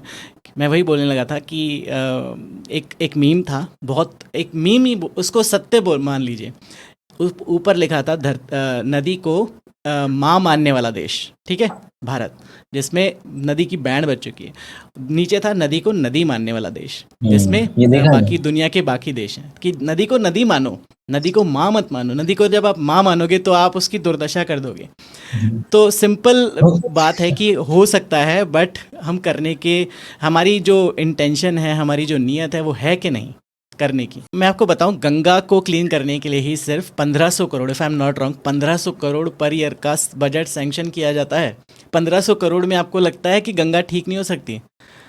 1500 करोड़ में अगर कोई चाहे तो गंगा जैसी 10 रिवर क्लीन हो सकती हैं, एटलीस्ट लोकलाइज लेवल पर तो हो ही सकती हैं। अभी पता है ये जो पेड़, तो मैं बस ये बोलूंगा कि मुझे इस पर्टिकुलर वाटर वाले पर भी, और आज की मीटिंग के लिए मैं आया भी इसलिए कि ये वाला जो रेल्म है ना, काफी छूटा हुआ है मेरे से, पर्सनली, तो मुझे तो मौका मिलेगा कि कम से कम हर मीटिंग के लिए कुछ शुरुआत में देखा जाएगा, कुछ पढ़ा जाएगा। तो जैसे ही 15-20 मीटिंग्स हो जाएंगी तो थोड़े से अपने फैक्ट्स और रीजनिंग से स्टैंडर्डाइज हो जाएंगी, चाहे वो पानी को लेकर के हो, चाहे वो बिजली को लेकर के हो, चाहे वो एटलीस्ट की सोशल रिस्पेक्टिव से भी उसको देखना बड़ा जरूरी है। तो हाँ, यही इसकी तो फायदा है। हमें मेरे को लगता है कई बहुत मीटिंग्स सारी करनी चीजें हम पड़ेंगी। आपसे सीखेंगे, बहुत सारी चीजें बिल्कुल। हम आपसे सीखेंगे, कुछ चीजें शायद हो सकता है आप हमसे सीखें, तो इट्स जस्ट लाइक अभी म्यूचुअली बेनिफिशियल। ये पेड़ उगाने की और बात मैं हम दोनों करते से रहते हैं। सीखूंगा, हाँ क्या?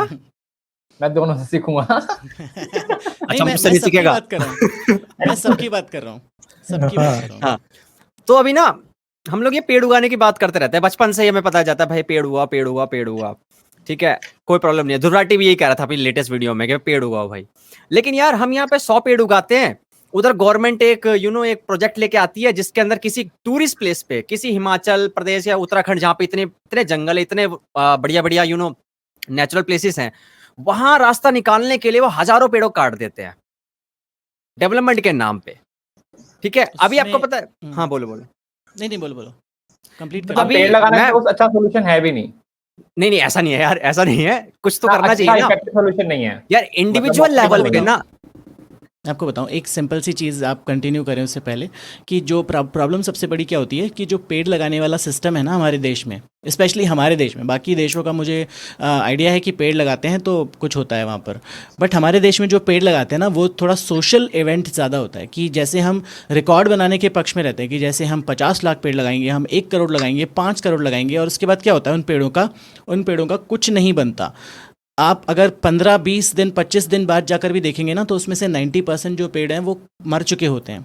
और दूसरी एक और चीज़ उसमें मैं शेयर कर दूं उससे पहले कि मैं भूल जाऊं, कि जो पेड़ लगाए जाते हैं ना जनरली वो एक सिंगल स्पीशीज़ के लगाए जाते हैं, Yes. कि जैसे आम के लगा दिए जाए या नीम के लगा दिए जाएँ, किसी के भी लगा दिए जाएँ, तो जनरल जो इकोसिस्टम है ना उसके लिए वो वैसे भी ठीक नहीं है। एक तरह के पेड़ लगाना वो क्या है, अपना डोमिनेंस जब करेंगे ना तो वो ना एनवायरनमेंट के लिए ठीक होगा ना किसी और चीज़ के लिए ठीक होगा। तो मैं ये दो परसों बातें। सुरेश व्यास से बात कर रहा था, तो उन्होंने भी सेम बात बोली थी कि एक टाइप की स्पीशीज लगा देते हैं, उससे एक बायोडाइवर्सिटी नहीं बनती है, और 98% पेड़ तो मरना ही मरना है, क्योंकि वो देखभाल नहीं कर रहा तो वैसे नहीं मरेंगे। उसके अलावा एक और बात है कि हम लोग पेड़ों को बहुत ज्यादा क्रेडिट देते हैं, बाकी मेन ऑक्सीजन तो फाइटोप्लैंक्टन से आती है, उनको कोई चारों का क्रेडिट ही नहीं मिलता उनको, तो उनको भी आई थिंक कंजर्व करना चाहिए। पेड़ लगाने चाहिए, बट पेड़ों को एक ऐसा सिस्टम बनना चाहिए कि जो पेड़ लगा रहे हैं वो उनको ठेका मिलना चाहिए कि 1 साल तक आप उस पेड़ की देखभाल करेंगे तो ही आप पेड़ लगाइए, वरना पैसा और टाइम और मत वेस्ट कीजिए लोगों का। क्रेडिट मत लीजिए कि हाँ जी नेताजी ने 5 लाख पेड़ लगा दिए, 50 लाख पेड़ लगा दिए और फिर नेताजी पलट कर उस जगह पर गए ही नहीं, तो बोली बात है। अभी मैंने एक रील देख रहा था इंस्टाग्राम पे, एक बंदा मनाली घूमने गया हुआ है, वो दिखा रहा है पूरी सीनरी, पहाड़ पौधे, ये सब देख के अच्छा लग रहा है। फिर जैसे ही वो थोड़ा और रील पीछे करता है, वहां देखता हूँ इतना सारा प्लास्टिक पड़ा हुआ है, खूब भर के कूड़ा कचड़ा। हमने टूरिस्ट प्लेस को ना, लिटरली कह रहा हूँ, टूरिस्ट प्लेस पे ना इतना ओवरलोड कर दिया है ना। केदारनाथ मूवी किसने देखी है? केदारनाथ मूवी आई थी, उसमें भी वही बोल रहा बंदा है कि नेचुरल प्लेस जो होता है ना उसकी कैपेसिटी होती है लोड लेने की, वो इतना ह्यूमन इंटरवेंशन नहीं झेल सकते यार, नहीं झेल सकते। और वहां और कोई जिम्मेदारी भी नहीं है वहां के गवर्नमेंट को, तो एटलीस्ट कुछ करना चाहिए यार, स्ट्रिक्ट एक्शन लेने चाहिए ऐसे लोगों के खिलाफ जो ऐसी जगह पर प्लास्टिक फेंक जाते हैं। इन्हें बिल्कुल नॉलेज नहीं है, जीरो नॉलेज है। मैं शिमला गया था घूमने, वहां पे एक अच्छी चीज देखी थी मैंने, कोई प्लास्टिक देखने को नहीं मिला था मेरे को। क्यों? क्योंकि सब कुछ उसका है, पेपर का बना हुआ है, या फिर वो उसका पत्तियों का कुछ उन्होंने बहुत सारे बिजनेस छोटे छोटे खोले हुए हैं जो बनाते हैं। प्लास्टिक के चम्मच, वो प्लास्टिक के चम्मच नहीं कह रहा हूँ, लकड़ी के चम्मच है, वो सब चीजें कर रखी है। तो टूरिस्ट भी अगर अभी ना एक जिम्मेदारी के साथ नहीं जाता, अभी केदारनाथ में भी देखा होगा आपने कितना लोड पड़ गया वहां पे, कितने लोग अब रील बनाने के लिए खाली जाते हैं वहां पे, सोशल मीडिया में लाइक बढ़ाने के लिए जाते हैं। तो ऐसे नेचुरल प्लेसेस पे भी ना आप जाके, अगर चलिए यहाँ से आप बर्बादी कर रहे हैं, आप यहाँ CO2 एमिट कर रहे हैं, लेकिन वहां जाके तो खराब मत करो कुछ यार, वहां जाके तो कुछ जिम्मेदारी लो। इस पे मैं एक चीज़ बोलना चाहूँगा कि जैसे जो हम बात करते हैं ना कि पेपर प्लेट्स और पेपर की चम्मचें और पेपर की स्ट्रॉ, अगर इसको बनाने में अगर हम प्लास्टिक की कोटिंग का यूज़ कर रहे हैं ना तो पेपर की कोई चीज़ बनाने से कोई फ़ायदा नहीं है। जनरली क्या होता है कि काफ़ी सारी जो कंपनीज़ हैं दिखाने के लिए जब पेपर और ये सब की बात करती हैं तो उस पर एक थिन प्लास्टिक की कोटिंग चढ़ा देती हैं ताकि कि वो जो चीज़ है वो सॉगी ना हो, जब आप उसमें खाना खाएं तो वो सॉगी ना हो। तो उसका वही बात है कि जब उसको फेंका जाएगा तो वो डिग्रेड नहीं होगी।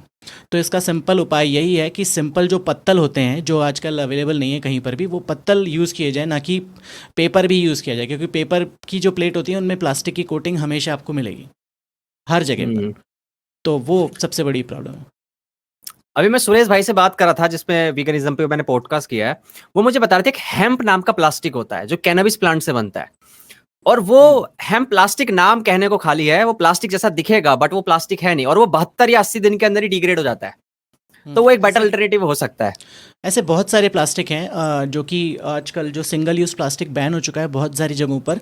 तो जैसे जो PLA है, PHA है, PHB है, तो ये जो इस तरह के प्लास्टिक हैं वो डिग्रेडेबल प्लास्टिक हैं, जो कि या तो बैक्टीरियल नेचर के होते हैं या एल्गल नेचर के होते हैं, जो आप बेसिकली एक रिएक्टर में बना सकते हो इनको। तो बैक्टीरिया क्या करता है, चीज़ खाता है, शुगर वुगर जो भी है, और बाकी चीज़ों को प्लास्टिक को बाहर फेंक देता है। तो उस प्लास्टिक को आप इकट्ठा करके you can actually make sheets और anything whatever you want. तो that plastic you can be use for anything. तो आजकल जोमेटो और स्विगी ने तो शायद जो बायोडिग्रेडेबल जो PLA है, पॉलीलैक्टिक एसिड, उसकी जो थैलियाँ बनाना शुरू कर दिया है। बट जो PHB है, पॉलीहाइड्रोक्सी ब्यूटारिक एसिड, जो प्लास्टिक है वो सबसे बेहतरीन प्लास्टिक है बायोडिग्रेडेबिलिटी में भी, और एज ए न्यूट्रिएंट की तरह भी यूज़ आ जाएगा वो, खाद की तरह भी। तो it's actually a better plastic, जो कि जनरली हमारे यहाँ पर तो शायद कोई इनिशिएटिव है नहीं ज़्यादा इसको लेकर। महंगा अंकित होगा ना, भाई, वही बात है। अंकित भाई वही चुप क्यों हो यार। गए? नहीं मैं चुप नहीं, मैं आई कैन डिस्कस, मतलब मेरे को लग रहा है कि मैं ज्यादा ना बोलूं कि नहीं यार, आप नहीं आप बोलिए। नहीं मतलब कि ठीक है। तो जो भाई ने बात बोली पहाड़ों वाली, कि जिस तरीके से हम चीजों को फैलाते हैं और वो करते हैं, हर चीज के कई सारे आयाम होते हैं। जो एक आयाम मेरे को सबसे ज्यादा परसेंटेज लेता हुआ नजर आता है इंडिया के कंटेक्स्ट में, वो है सोशल के लेवल पे, कि जो जापान और इंडिया के कंपेयर करेंगे आपको जो डिफरेंस नजर आएगा वो क्योंकि ये हमारी पॉपुलेशन इतनी ज्यादा है कि अगर आपने गंगा का 1500 करोड़ सैंक्शन भी कर दिया ना, और लोग जा रहे हैं और गंद मचा रहे हैं, तो 1500 क्या 15,000 करोड़ कर दो आप, वो क्योंकि वो जब तक हम लोग, मतलब वो एक बार को सही करके दे देगा, लेकिन फिर हमको ही एज अ जनता उसको मेंटेन करना है। कोई और नहीं आने वाला है कि हाँ दोबारा से गंदा करेंगे और फिर दोबारा से सैंक्शन होगा सामान पैसा और दोबारा से इसको साफ करेंगे। तो जो जो अगर बदलाव लाना है तो वो पॉपुलेशन के लेवल पर ही सस्टेनेबल बदलाव आ सकता है, चाहे वो इस नजरिए से हो कि केवल और केवल आपने किसी को, मतलब कि आप बोल नहीं सकते, लेकिन आप उसको एक गंदी नजर तो दिखा सकते हैं कि किसी ने अगर मैगी का पैकेट फेंक दिया या उसका वो फेंक दिया, तो केवल और केवल क्योंकि आदमी ना जो बोलते हैं ना कि मौत से इतना नहीं डरता पब्लिक स्पीकिंग से और सोशल ओपिनियन से जितना ज्यादा डरता है। तो क्योंकि 4 लोग क्या कहेंगे, इंडिया में तो है भी नंबर 1 पे हाँ स्पर्श भाई बोल। इस पर ना मुझे बड़ा अच्छा किस्सा याद आ रहा है कि मैं एक बार मेट्रो में कहीं जा रहा था, मुझे ग्रीक कपल मिले थे। तो वो शादी के लिए आए हुए थे, इधर कहते जयपुर आए थे, दिल्ली में थे मैं, तो उनसे मेरी बात हुई। तो बात पे मैंने पूछा उनसे कि तो आपको इंडिया में ऐसी क्या चीज लगी जो बुरी लगी। उन्होंने कहा कि वही क्लीनिनेस। उन्होंने मुझे ये नहीं कहा कि तुम साफ सफाई करते नहीं हो, उन्होंने कहा तुम्हें पता ही नहीं है साफ सफाई होती क्या है, तुम्हें क्लीननेस की डेफिनेशन नहीं पता है, तुम्हें लगता है तुम्हें साफ कर रहे हो। मतलब लोग एक सड़क को देख के बोलेंगे हाँ ये साफ है, वो हमारी डेफिनेशन में साफ होती है। ठीक है, तो उन्होंने कहा कि लोगों को पता ही नहीं है कि साफ किसे कहते हैं। लोग हमें बोलते हैं हाँ ये साफ है, पर हमें वो साफ नहीं लगता है। और लोग फिर अपने आप खुद से अपनी चीज को गंदा कैसे कर सकते हैं। मतलब उनका भी बात वियर्ड लगी थी कि तुम खुद से कैसे गंदा कर रहे हो। उनको ये बात कभी समझ नहीं आई। तो मैंने कहा चलो इंडिया में हो तुम, कुछ सीखा तुमने आज, अब जाओ ग्रीस वापस जाओ। उनको ये नहीं पता ना कि यहाँ का गुटखा पान मसाला वाला जो बिजनेस है वो कितना करोड़ों का है। और यहाँ गुटखा पान मसाला से आप ट्रेन की वो सीटें देखिए, मैं ट्रेन में इतना ट्रेवल करता हूँ, मैं देखता हूँ कि ट्रेन की जो सीटें हो जाती हैं, जो टॉयलेट सीट की बात कर रहा हूँ, वो सुबह तक इतनी गंदी हो जाएगी आप जाने का मन नहीं करेगा आपका सुबह में, अगर आपने कभी ट्रेवल किया है बहुत अच्छे तरीके से। तो मतलब एक पर्सनल हाइजीन होता है यार, कुछ तो होता है, वो कभी भी यार स्कूलों में एक तो सिखाया नहीं जाता ढंग से। कि आप जापान में जाके देखिए, आपको पता है ट्रेन अगर 1 सेकंड भी लेट हो जाती है, ट्रेन का ड्राइवर बाहर आता है और सबसे माफी मांगता है झुककर कि आई एम सॉरी। वहां समय को बहुत ज्यादा इज्जत दी जाती है। मतलब एक छोटी छोटी चीजें ना इंप्लीमेंट कर रखी है एजुकेशन सिस्टम के अंदर, इंसान के अंदर आ जाती है वो चीजें, उसको फिर गिल्ट भी होता है कि मैंने ऐसा किया क्यों। यहाँ पर अगर मान लो एक जगह कूड़ा है, बहुत ज्यादा कूड़ा फैला हुआ है, तो बंदा सोचेगा यहाँ फेंका हुआ है मैं ही फेंक देता हूँ, इससे क्या ही हो जाएगा, मेरे फेंकने से क्या ही हो जाएगा, यहाँ तो ऑलरेडी कूड़ा है। वो ये नहीं देखेगा भाई एक डस्टबिन पड़ी हुई है, डस्टबिन में भी फेंकना नहीं आता लोगों को। डस्टबिन भी आप कभी जाके देखेंगे, डस्टबिन के इधर उधर पड़ा हुआ है कूड़ा, सही से गया भी नहीं है। तो इसको ना एनफोर्स करना, लॉ एनफोर्समेंट सबसे बड़ी प्रॉब्लम है हमारे देश में। वो किसी भी लेवल पर हो, ट्रैफिक के लेवल पर हो, जो अभी केस हुआ था या फिर कचरा फेंकने के केस में हो, या किसी भी केस में हो, कोई लॉ एनफोर्समेंट जब तक स्ट्रिक्ट नहीं होगा, जब तक आप लोगों के आधार कार्ड को पंच करना शुरू नहीं करेंगे, जैसे वहाँ पर विदेशों में होता है कि जैसे अगर आप कोई क्राइम कमिट करते हैं या ट्रैफिक वायलेशन भी करते हैं, तो आपके लाइसेंस में सीधे पॉइंट जुड़ते हैं, और हर पॉइंट पर आपको, जैसे कनाडा की बात करूं, $50 आपको देना पड़ता है हर पॉइंट पर। जैसे मैंने एक ट्रैफिक लाइट जंप करी तो मुझे $300 का फ़ाइन तो लगेगा ही, $200 $300 का। उसके अलावा मेरे लाइसेंस पर 6 पॉइंट्स आएंगे, जिसके लिए मुझे एडिशनल $300 का फ़ाइन देना पड़ेगा। तो टोटल $600, यानी कि तकरीबन 36,000 40,000 रुपये मुझे भरने पड़ेंगे सिर्फ एक रेड लाइट क्रॉस करने के लिए। तो अगर सेम इस तरह की एनफोर्समेंट हमारे यहाँ पर हो जाए कि तुमने कचरा फेंका, जैसे दुबई में, मान लीजिए, इतना दूर क्यों जाना, दुबई में आपने कचरा फेंका तो वहाँ पर घूमते रहते हैं जो पुलिस वाले हैं, वो आपको तुरंत आएंगे और आपको एक साइटेशन देकर, फाइन देकर चले जाएंगे। तो ऐसा हमारे देश में मुश्किल है थोड़ा, बट कर सकते हैं कि जिसको फ़ाइन मिलेगा वो आपके आधार कार्ड पर चढ़ेगा सीधे, और आपको एक्स्ट्रा फ़ाइन देना पड़ेगा उसके लिए। तो इस पे बड़ी इस अच्छी तरह का स्टैंड अप कुछ सिस्टम कॉमेडी होना थी। चाहिए। इससे बड़ी अच्छी स्टैंड अप कॉमेडी मानिक महा की। उसने कहा कि सरकार हम पे फाइन लगाना चाहती है, बट ये तो पुलिस हमारी दोस्त है जो बीच में है, जो हाँ, पैसे लेके छोड़ देती है। मानिक तो फिर एनफोर्स yes. कौन करेगा? बहुत अच्छा था वो वाला पुलिस बीच में है तो। मैंने भी सुना है, यस। हाँ, अभी तो आप इसके अलावा एक और बात बताता हूँ आपको मैं कि जापान की जब बात कर रहे थे आप, तो जापान में वो काफी क्लीननेस, काफी एक अच्छा काम मानते हैं। इनफैक्ट एक स्टेडियम में जापान के फैंस मैच के बाद कुछ स्टेडियम से अपना कूड़ा कचरा उठा रहे थे। फुटबॉल मैच के बाद ये हुआ था। पर इंडिया में ना कूड़ा उठाने को एक शर्मनाक बात मानी जाती है। अभी मेरे साथ इंसिडेंट हुआ, दोस्त के साथ में था, हम डस्टबिन में कुछ सामान डाल रहे थे, डस्टबिन में डला नहीं, डस्टबिन के लग के नीचे गिर गया। मैंने कहा उठा के डस्टबिन में डाल दे। उस लाइक मैं किसी का कूड़ा नहीं उठाता। अब मैं डस्टबिन में डालना चाहता था, अब वो नीचे गिर गया, मैं उठा के दोबारा नहीं डालूंगा। उसकी क्योंकि इज्जत इंडिया में ये शब्द ही डेरोगेटरी टर्म है ना, कूड़ा उठाने वाला। ये कूड़ा वाला, हम लोगों ने, हाँ। हमारे समाज में ये डेरोगेटरी टर्म्स की तरह इस्तेमाल होता है। सही है। अभी आप लॉ की बात कर रहे थे ना, मैं आपको एक किस्सा बताता हूँ। यहाँ का, जहाँ मैं रहता हूँ, वहाँ एक कंपनी है, फार्मास्यूटिकल कंपनी।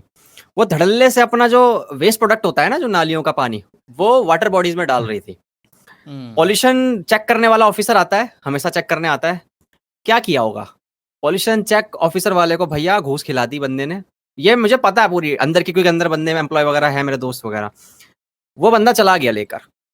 अब वो डायरेक्टली उससे अफेक्ट नहीं हो रहा था ना उसकी लाइफ। अगर मान लो उसका जहां पानी गिर रहा होता, अगर उसका पॉल्यूशन वाले ऑफिसर का घर आसपास होता ना, तब वो देखता भी, हाँ यार ये तो गंदगी हो रही है, और कितनी बीमारियां फैलेंगी लॉन्ग टर्म में। भी पता भी नहीं है इन्हें कि लॉन्ग टर्म में कितनी तरीके की प्रॉब्लम हो सकती है आसपास के बच्चों को, उनकी हेल्थ पे क्या इंपैक्ट पड़ेगा, नहीं, इन्हें फर्क नहीं पड़ता।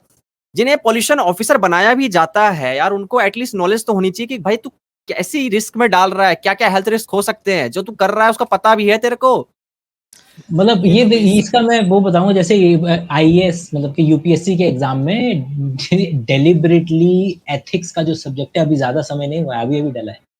क्योंकि वो ये सेंट्रल प्रॉब्लम हम मतलब है हमारे इंडिया की, कि किस तरीके से जो किसी दूसरे देश में it's like they take it for granted कि हाँ ऐसा ही तो होता है। हमारे यहाँ बिल्कुल उसका कॉन्ट्रेरी भी टेक इट फॉर ग्रांटेड कि हाँ ऐसा ही तो होता है। तो मतलब कि हमारे आईएएस वालों के लिए मतलब कि यूपीएससी के सिलेबस में डेलिबरेटली डलवाया गया है एथिक्स और मोरालिटी का सब्जेक्ट, ताकि कि ये लोग कम से कम मतलब थोड़ा सा समझें या इस तरीके का माहौल क्रिएट हो। तो ये बात अपने आप में ही बताने के लिए काफी है कि अच्छा अब डलवा रहे हैं क्या। मैं फिलोसफी का स्टूडेंट हूँ, तो हमारा सब्जेक्ट होता है एथिक्स, इसलिए हमारी क्लास में सब यूपीएससी करने वाले आ गए हैं। उनको दिख गया कि फिलोसफी हाई स्कोरिंग सब्जेक्ट हो गया है अब यूपीएससी के अंदर, तो एथिक्स हम सब्जेक्ट पढ़ते हैं, एथिक्स मोरालिटी। तो वहां पे भी काफी टॉपिक्स आते हैं यूपीएससी के। आप लोगों ने एक चीज नोटिस करी होगी, ये अगर आप इंडिया में रहते हैं तो अंकल वगैरह को देखा है कभी अपनी गाड़ी धोते हुए? कितना पानी बर्बाद करते हैं। जो क्लीनिंग स्टेशन पे नहीं जाएंगे, वो क्या करेंगे भैया, सुबह पानी आता है, पाइप लगाएंगे बढ़िया और धोएंगे एकदम दबा के, और इतना पानी, कम से कम 200 लीटर पानी बर्बाद कर देते हैं बाइक को धोने में।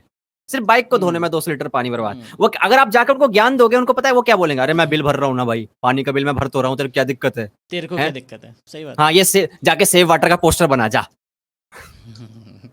बताओ यार। सही है। तो हम थोड़ा सॉल्यूशन की बात कर लेते हैं। हाँ तो अभी हम एक पोस्टर बना के चिपका दिया करो गाड़ी पर, ताकि बाकी लोगों को रहे। यार ये स्कूल में हमने कितने पोस्टर बनाए स्पर्श, हमने कितने पोस्टर बनाए, कितने ऐसे लिखे हैं, पर यार कभी भी हमने यार बस मार्क्स पा लिए उससे, बस हमें मैम की तारीफ मिल गई, लेकिन हमने कभी भी रियल लाइफ में इंप्लीमेंट नहीं किया। यही जापान चाइना में जाओ आप, वहां के बच्चों को देखो, वो रियल लाइफ में इंप्लीमेंट करते हैं इस चीज को, उनको सच मार्क्स से बताऊं मतलब तो नहीं है। मुझे लगता है हमारे बैच के कुछ बच्चों ने किया भी था। जब पानी बचाने का चैप्टर आया था, जब कूड़े का चैप्टर आया था, तो आई थिंक मेरे जो क्लास के बच्चे थे या फिर मेरी जनरेशन, आज भी मेरे दोस्त हैं, मतलब आज भी मेरे दोस्त, हम कभी कूड़ा नहीं फेंकते सड़क पे, क्योंकि हमने पढ़ा है वो। तो जितने भी अच्छे बच्चे थे, समझदार बच्चों का ग्रुप था जो, वो हमने कूड़ा नहीं फेंकते, पानी आज भी हम बचाते हैं, तो वेस्ट नहीं करते हैं। तो कुछ तो फायदा हुआ एजुकेशन का, ऐसी बात नहीं है कि एजुकेशन सिस्टम ने कुछ नहीं किया। काफी चीजें सीखी हमने और उससे हम इम्प्लीमेंट करते हैं। तो हाँ, मतलब डिपेंड करता है बच्चे टू बच्चे पे। वही है ना, अभी आगे आने वाली जनरेशन से ही उम्मीदें हैं हम लोगों को। और क्योंकि पिछली जनरेशन इतनी अवेयर नहीं है, तो आगे आने वाली जनरेशन जो है उसको ही अवेयर करना पड़ेगा, स्कूल्स में डालना पड़ेगा और एनफोर्स करना पड़ेगा इसको। लॉ एनफोर्समेंट सबसे ज़्यादा ज़रूरी है कि जो घूस खाएगा पर अभी तो स्कूल से उसकी कट रहा है। 10। हाँ, वो तो खैर अभी तो अलग कट रहा चीज़ है। अभी सरकार आएंगी, सरकारें जाएंगी, वो बात अलग है। बट एटलीस्ट जो भी है उसमें एटलीस्ट 2-3 चैप्टर होने चाहिए कि डंडे पड़ेंगे अगर नहीं करोगे तो। क्योंकि अच्छा, डंडे के जोर पर ही चलता है हमारे देश में basically। मेरा सबसे बड़ा सवाल है कि सोनम वांगचुक को जानते होगे आप, जिन्होंने अभी प्रोटेस्ट किया था लद्दाख को लेकर, वो ग्लेशियर को बचाने की बात कर रहे थे, ग्लेशियर खत्म हो रहे हैं। तो भाई मेरा सबसे आपसे ये सवाल है, क्या किया जा सकता है यार कि ग्लेशियर्स हम वापस पा पाए, क्योंकि ग्लेशियर खत्म हो रहे हैं भाई, और ग्लेशियर पे बहुत डिपेंड करता है हमारा जो ये वाटर बॉडीज, हमारे रिवर्स वगैरह है, काफी कुछ, एग्रीकल्चर हो गया। तो क्या कुछ किया जा सकता है, क्या कुछ है सॉल्यूशन ग्लेशियर्स को बचाने का? मतलब है तो बिल्कुल, लेकिन वही है कि यहाँ पर जब हम बात करेंगे तो 5 मिनट में कितनी ही बात कर लेंगे। जो एक 6 महीने का 8 क्रेडिट का कोर्स होता है वो उसकी हम एक परत दर देख सकते हैं। जैसे सोनम वांगचुक का ही हो कि उन्होंने ग्लेशियर का मैन मेड ग्लेशियर्स बनाए, देखा है वो किस तरीके से जो हाइट का इस्तेमाल करते हैं, फव्वारा चलता है, सब वो क्या नाम है, बर्फ में कन्वर्ट होता है। एक बर्फ अपने आप में वजन उसका बहुत ज्यादा होता है, बर्फ पे बर्फ की परत पड़ती है और माइक्रो ग्लेशियर्स क्रिएट होते हैं, जो कि आपका फिर गर्मी में धीरे धीरे पिघलते हुए आपको वो देंगे। तो एक तरफ क्या नजर आ रहा है कि अच्छा, अगर किसी तरीके से नेचर ने हमें नहीं दिया तो हम इस तरीके के माइक्रो ग्लेशियर्स बना करके भी सस्टेनेबिलिटी की तरफ बढ़ सकते हैं, नो डाउट। क्योंकि वो ये ना कि एक शॉर्ट टर्म सॉल्यूशन चाहिए, एक लॉन्ग टर्म सॉल्यूशन चाहिए। शॉर्ट टर्म सॉल्यूशन चाहिए कि अगली सर्दियों या अगले गर्मी में पानी कहाँ से आएगा, और एक है लॉन्ग टर्म सॉल्यूशन जो एक्चुअल में ग्लेशियर्स हैं, जो कि नेचर के अंदर में बन रहे हैं, उनको किस तरीके से बचाया जाएगा। और वो क्योंकि it's not a like 1-to-1 problem, इतने सारे वेरिएबल्स हैं, इतने सारे, क्योंकि हम जानते हैं कि किस तरीके से कि इधर कई सारे फैक्टर्स में से जब पंजाब में खली जलती है तो वो पंजाब उसका डायरेक्ट भुगतान नहीं करता है, उसका आधे से ज्यादा भुगतान दिल्ली करता है कि उड़ करके जब इधर काउ बेल्ट में वो पानी उड़ करके आता है।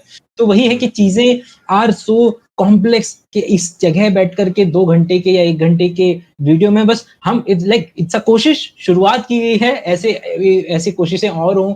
हाँ, क्योंकि हम अभी ऑलमोस्ट नील पे बैठे हैं, मेरी जानकारी बिल्कुल नहीं है। मैं आया इसलिए केवल कि मेरे को ये इस तरीके की अगर साइकिल शुरू हो जाए और हम कम से कम 15-20 अगर इस तरीके की डिस्कशंस हो जाए ना, तो 15-20 डिस्कशन के पार जब हम खड़े होंगे तो हमारे आर्ग्यूमेंट्स, क्योंकि आज हमको जो बहुत अच्छा लग रहा है ना कि ये आर्ग्यूमेंट कितना बढ़िया, वो सारे धराशायी होंगे 20 मीटिंग के बाद, आई कैन गारंटी यू। तो वो 20 मीटिंग के बाद जब हम खड़े होंगे ना तो हमारे पास बड़े अच्छे आर्ग्यूमेंट होंगे। तो मैं तो उस नजर से सोच रहा हूँ। हाँ, बेसिकली जो ग्लेशियर का पिघलना है वो तो एक नेचुरल प्रोसेस है और वो दुनिया भर में हो रहा है। बेसिकली ऐसा नहीं है कि सिर्फ हिंदुस्तान में हो रहा है, हर जगह पर ग्लेशियर्स का पिघलना हो रहा है और वो नेचुरल प्रोसेस है। जैसे कि आप किसी भी मेजर जगहों पर जाएंगे ना तो वो आपको जो टूरिस्ट गाइड है वो यही बोलेगा कि वहाँ पर उस दूसरी पहाड़ी पर आप देख रहे हो ना, वहाँ पर एक ग्लेशियर हुआ करता था आज से 50 साल पहले। वो ग्लेशियर अब नहीं है, वहाँ पर आपको सूखी पहाड़ी मिलेगी। मैं भारत की बात नहीं कर रहा हूँ, दूसरी जगह की बात कर रहा हूँ। तो ऐसे ही हर जगह पर होता है कि ग्लेशियर पिघलते हैं और रिप्लेनिश नहीं होते हैं। तो ऐसा बहुत संभव है कि सारे ग्लेशियर पिघल जाएं और वो रिप्लेनिश ना हो। तो हमें कुछ ऑल्टरनेटिव तो निकालना ही पड़ेगा उसका कि बिना ग्लेशियर के भी हम जिंदा रह सकें। जैसे अभी अंटार्कटिका में किसी एक कंपनी ने आई थिंक कुछ 3-4 लाख छोटे छोटे फैंस लगाए थे ताकि जो आइस कैप जो है वो मेल्टिंग रुक जाए किसी तरह से। आई थिंक 2 साल पहले की न्यूज़ है। तो उस छोटे छोटे लेवल पर ये काम हो सकते हैं, कुछ इसको प्रोलॉन्ग किया जा सकता है इस मेल्टिंग को। तो अगर 10-15-20 साल के लिए, पर वो एक समय ऐसा आएगा कि जब बचेगा नहीं कोई, अनफॉर्चुनेटली। लेकिन आपने बोला ना वो नेचुरली पिघलते हैं वो तो ठीक है, बट वापस हो जाते हैं वो। लेकिन ये क्लाइमेट चेंज के कारण, ग्लोबल वार्मिंग के कारण ना, वो दोबारा अपनी जो रिप्लेनिश होते हैं ना, वो नहीं हो पा रहे हैं। और आप हमने तो बताया भी कि ग्लोबल जो एवरेज टेम्परेचर है वो 1.3 डिग्री सेल्सियस बढ़ चुका है, आपने बताया था अपनी वीडियो की शुरुआत में। तो अगर ये मैंने पढ़ा था कि अगर 2 डिग्री सेल्सियस अगर ग्लोबल टेम्परेचर बढ़ गया, तो अमेजन रेन फॉरेस्ट है, आप जानते हैं, वो 40% तक खत्म हो सकते हैं। अमेजन रेन फॉरेस्ट आप जानते हैं शायद वर्ल्ड के सबसे बड़े रेन फॉरेस्ट हैं, और लंग्स ऑफ द अर्थ बोला जाता है। हाँ, लंग्स ऑफ द अर्थ बोला जाता है। और अब ये सिर्फ पेड़ों की बात नहीं कर रहा हूँ, वहां के जानवरों को सोचो यार, कितना भयंकर लेवल पे वहां पे बायोडाइवर्सिटी जो भी हम उसको डिसरप्ट कर देंगे, खराब कर देंगे हम लोग। तो ये करतूत हम कर रहे हैं, भुगत बाकी स्पीसीज रहे हैं, हम तो भुगत ही रहे हैं, बाकी स्पीसीज भुगतेंगी। तो ये ना, इसलिए सॉल्यूशन के ऊपर बात करना बहुत जरूरी है। हम ऐसे लिख लेंगे, पोस्टर बना लेंगे, लेके खड़े हो जाएंगे बोर्ड की, भैया मत करो ये सब, ग्लेशियर बचा लो, प्रोटेस्ट कर लेंगे, स्ट्राइक कर लेंगे, बट ले दे के आना यही है कि इंडिविजुअल लेवल पे बंदा क्या कर सकता है कि भैया कुछ थोड़ा बहुत चेंज लिया है। अब बंदे कहते हैं भैया इलेक्ट्रिसिटी बचा ले तू, एक जब घर से बाहर निकलो तो बिजली बचा लो, ताकि पावर कंजप्शन कम होगी तो तेरा जो कार्बन फुटप्रिंट है वो कम आएगा। लेकिन कितना ही बचा लेगा एक इंसान एक बल्ब को बचा के? किसी मास लेवल पे कुछ होना चाहिए ना। अभी पब्लिक ट्रांसपोर्ट एक जना बचाएगा तभी तो होगा ना। जैसे आप बोल रहे हो कि फिर तो ये लॉजिक तो हर किसी पर दिया जा सकता है कि एक वोट से क्या होगा। तो एक वोट भाई, जब करोड़ों लोग जब एक एक वोट देंगे ना, तब जाकर चेंज होगा। तो करोड़ों लोग अगर एक एक घंटा बिजली बचाएंगे ना, तो करोड़ों यूनिट बिजली बचेगी। आप ये भी तो देखिए ना। अगर थाली बजा सकते हैं हम किसी के बोलने पर, हम दिए जला सकते हैं किसी के बोलने पर, तो हम बिजली क्यों नहीं बंद कर सकते? सिंपल सी बात है, राइट। आज मैं यहाँ पर बैठा हूँ, आज मैं यहाँ पर 4 बल्ब लगाकर भी बैठ सकता था, राइट, बट मैं मिनिमम लाइट जलाकर क्यों बैठा हूँ? मैं क्यों ऐसा करता हूँ? जनरली जब मैं घर में बैठता हूँ तो मैं एक बल्ब जलाकर बैठता हूँ, क्योंकि मुझे पता है कि अगर मैं उस 4 घंटे में जो मैं अपना काम कर रहा हूँ, वो मैं अगर 4 बल्ब बंद कर रहा हूँ तो एटलीस्ट वो एक लेवल पर तो बिजली बंद हो रही है, कम खर्च हो रही है। तो ऐसे ही हर कोई इंसान करेगा तभी आगे सस्टेनेबल चेंज आएगा, राइट। तो उसका फर्क पड़ता है, मुझे ऐसा लगता है। मतलब इसके 2 पॉइंट में अगर बोलना चाहूँ, पहला कि ये काम करने से, बिजली बचाने से केवल 1 to 1 का फायदा नहीं है। दूसरा, कॉन्शियसली आप खुद को भी और अपने आसपास के लोगों को भी ये सिग्नलिंग करते हैं कि as a society we are thinking about it, कि चाहे अभी ये शॉर्ट टर्म सॉल्यूशन है, शायद मैं अगर ये हरकत करूं तो मेरा बच्चा ये देखे और वो शायद आगे जाकर के ऐसी टेक्नोलॉजी का विकास करे जो कि एलईडी है, कि पहले जो 100 वाट का बल्ब था, जितनी हीट उससे निकलती थी, और वो बच्चे, और जब तक एक सोसाइटी के लेवल पे कॉन्शियस नहीं होगा कि हाँ बिजली बचानी है, तो इस तरीके की चीजें खोजी भी नहीं जाएंगी बिल्कुल भी।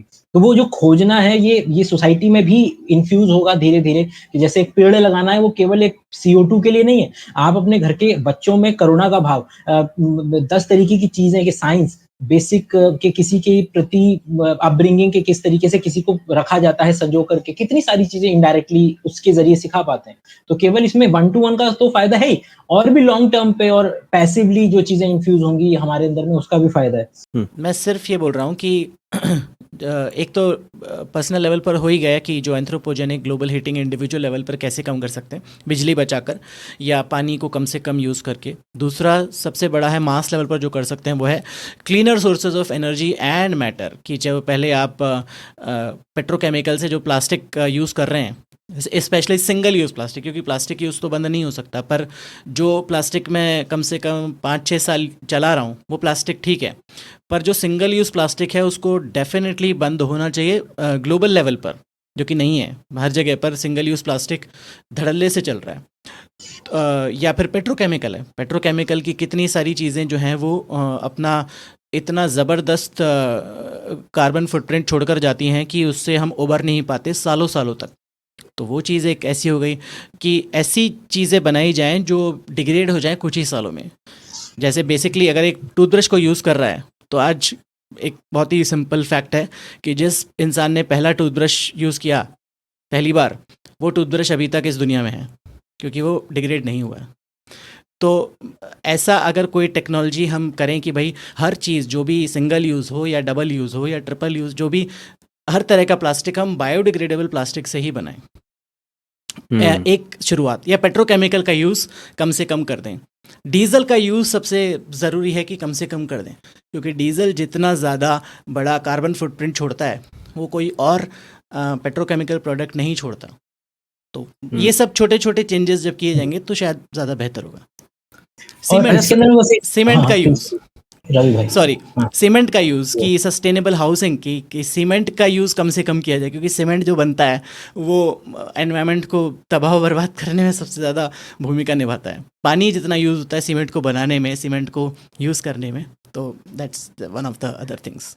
सवाल था मेरा कि ये एयर कंडीशनर वगैरह जो कहते थे हम पहले, वो जो ओजोन लेयर को डैमेज कर रहा है, क्या अब के जो एयर कंडीशनर है क्या वो अब अच्छे हैं, इको फ्रेंडली हैं, वो बेहतर है? फ्री ऑन यूज़ नहीं होती ना उसमें, तो अब क्या यूज़ होता है? अब दूसरे मैं गूगल करके बता सकता हूँ। मेरे एसी के ऊपर, मेरे आसी के, हाँ R32 कुछ लिखा हुआ है मेरे उसमें, R32 हाँ। तो दैट इज़ लाइक, मैं भूल गया वो कौन सी गैस है, but that does not damage ozone. जो फ्रियॉन थी वो एक्चुअली वन एटम जो है वो करोड़ों ओजोन मॉलिक्यूल्स को सीधे सीधे बर्बाद कर देता था। इसीलिए एक्सेलरेटेड ओजोन लेयर में जो छेद हुआ उसी की वजह से हुआ। इसमें एग्रीमेंट हुआ था वर्ल्ड वाइड सब कंट्रीज का इसको रिमूव करने के लिए। यस। तो ओजोन लेयर हमारी अभी ठीक हो गई है या फिर अभी भी खस्ता हालत है बहुत? काफ़ी हद तक ठीक हो गई, काफ़ी हद तक वो छेद जो था वो बंद हो गया। तो अभी कहाँ पे, किस रीजन के ऊपर अभी ओजोन जो है लेयर खराब हो रखी है? के ऊपर ही हमेशा से था, मतलब कि क्योंकि जो जिस तरीके से पूरे धरती का सर्कुलेटरी सिस्टम चलता है हवाओं का और उसका, तो वो ऊपर जाकर के ही सेंटर पे पोल्स पे इकट्ठी होती थी, तो सबसे ज्यादा नुकसान वहीं होता था। तो वही है। और ये बर्बाद वाले रीजन में बस मैं एक पॉइंट और ऐड करना चाहूंगा कि द सीन एंड अनसीन वाली फिलॉसफी कि आपको जो 1-to-1 चीजें नजर आ रही है ना, उसके ऊपर तो कर ही रहे हैं आप। और जो कि रवि भाई ने बोला कि भाई मतलब एक तो करो जितना कर सकते हो, क्योंकि उससे केवल वो तो कम होगा ही, जो मेरे हिसाब से जो उससे ज्यादा जरूरी चीज है वो है सोशल लेवल पर सिग्नलिंग, सोशल लेवल पर जागरूकता, जो कॉन्शियस जिसको बोला जाता है, क्योंकि वही चीज आगे ले जाएगी। जब दिखेगा मेरे घर के बच्चे को पता ही नहीं है कि ये प्रॉब्लम होती है इस पर्टिकुलर एसी से, तो वो क्यों ही सोचेगा उस पर्टिकुलर डायरेक्शन में आगे जाकर के? उसके पास कोई इंसेंटिव ही नहीं है उसको सोचने का।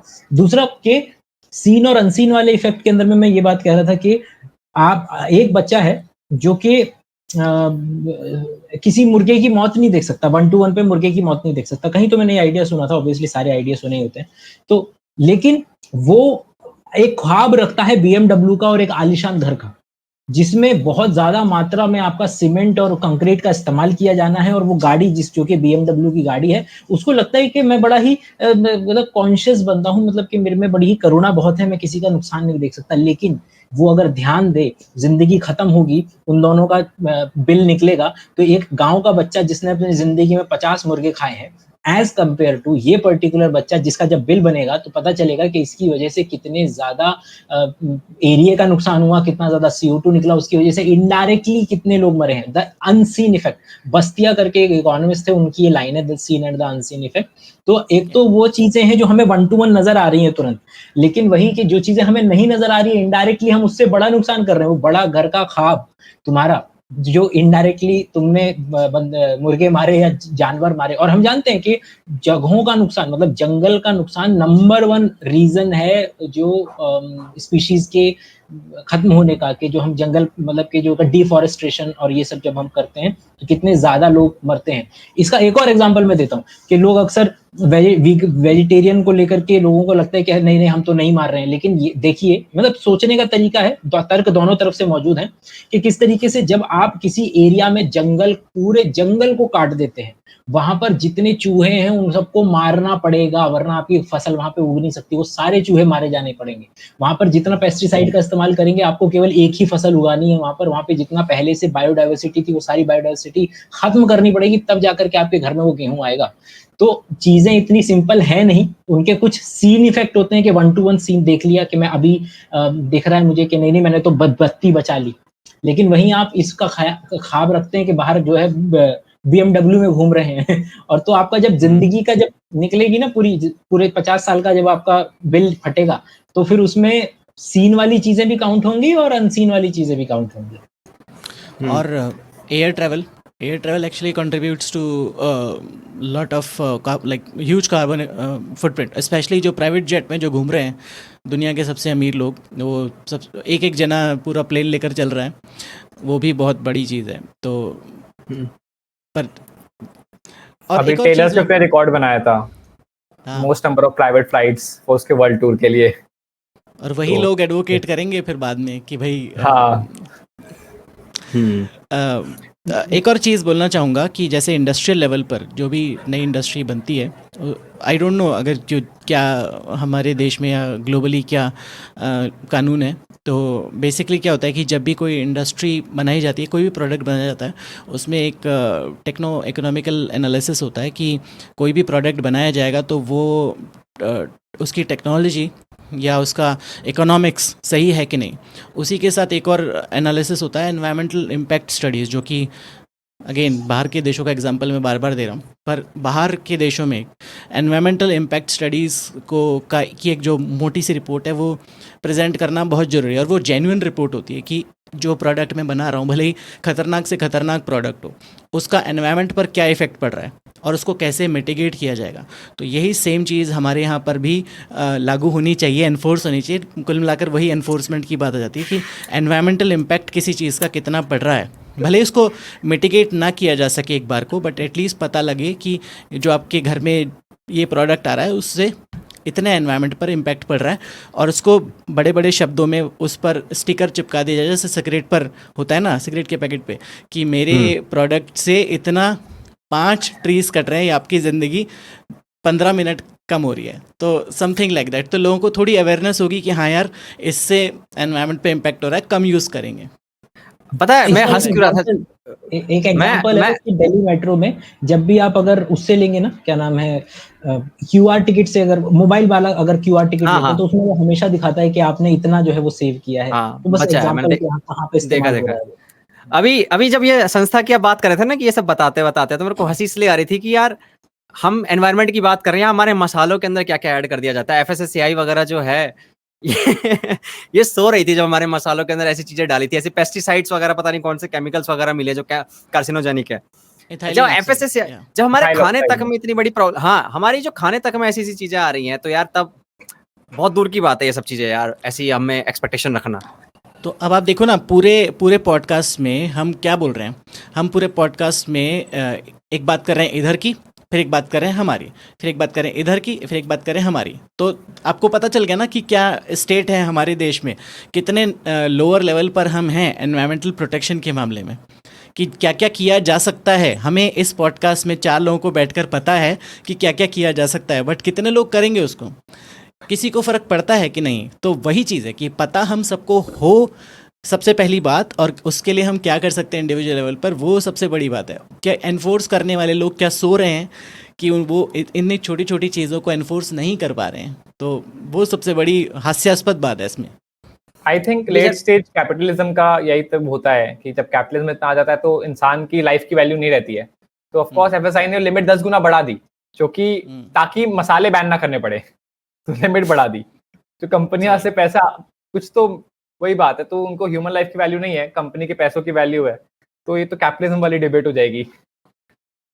ये 2 जनरेशन है ना, ये सोशल मीडिया पे जो जेन जी, ये जनरेशन अब सोशल मीडिया पे ही अपना प्रोटेस्ट करना, इसको ही अचीवमेंट समझती है कि मैंने पोस्ट डाल दिया ऑल आइज ऑन डैश, तो भैया मैंने कर दिया प्रोटेस्ट, अब मैं तो दुनिया बदल दूंगा।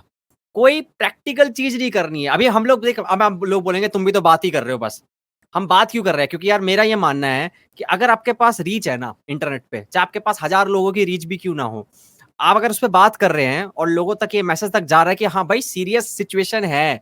अभी आपने, रवि भाई ने बताया था, किसने बताया कि ये नेचुरल कैलेमिटी है, लाइक ये सीरियस वो है, WHO ने, UN ने बताया, किसने बताया था ये? सुप्रीम कोर्ट ने बोला कि भाई नेशनल इमरजेंसी है भैया, ये हीट वेव वाली, इसको करो भाई, इस पर कुछ काम करो। नहीं भैया 4 तारीख का वेट करना है, 4 तारीख को रिजल्ट देखना है सबको, किसी को मतलब नहीं है, हीट वेव आ रही है, 60 डिग्री 55 डिग्री पहुंच रहा है। ऐसा कभी सुना नहीं था मैंने, ऐसा कभी सुना नहीं था यार। नहीं मतलब मैं इससे थोड़ा सा मतलब डिसएग्री करूंगा इन पर्टिकुलर पॉइंट से। पता नहीं क्या होगा।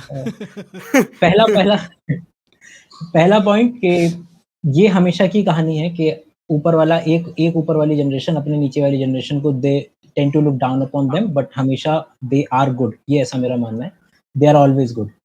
पहला। दूसरा कि मतलब कि it is all comes down to incentive ना, मतलब कि आप इसी की बात कर लें, ये एपिसोड कब हो रहा है?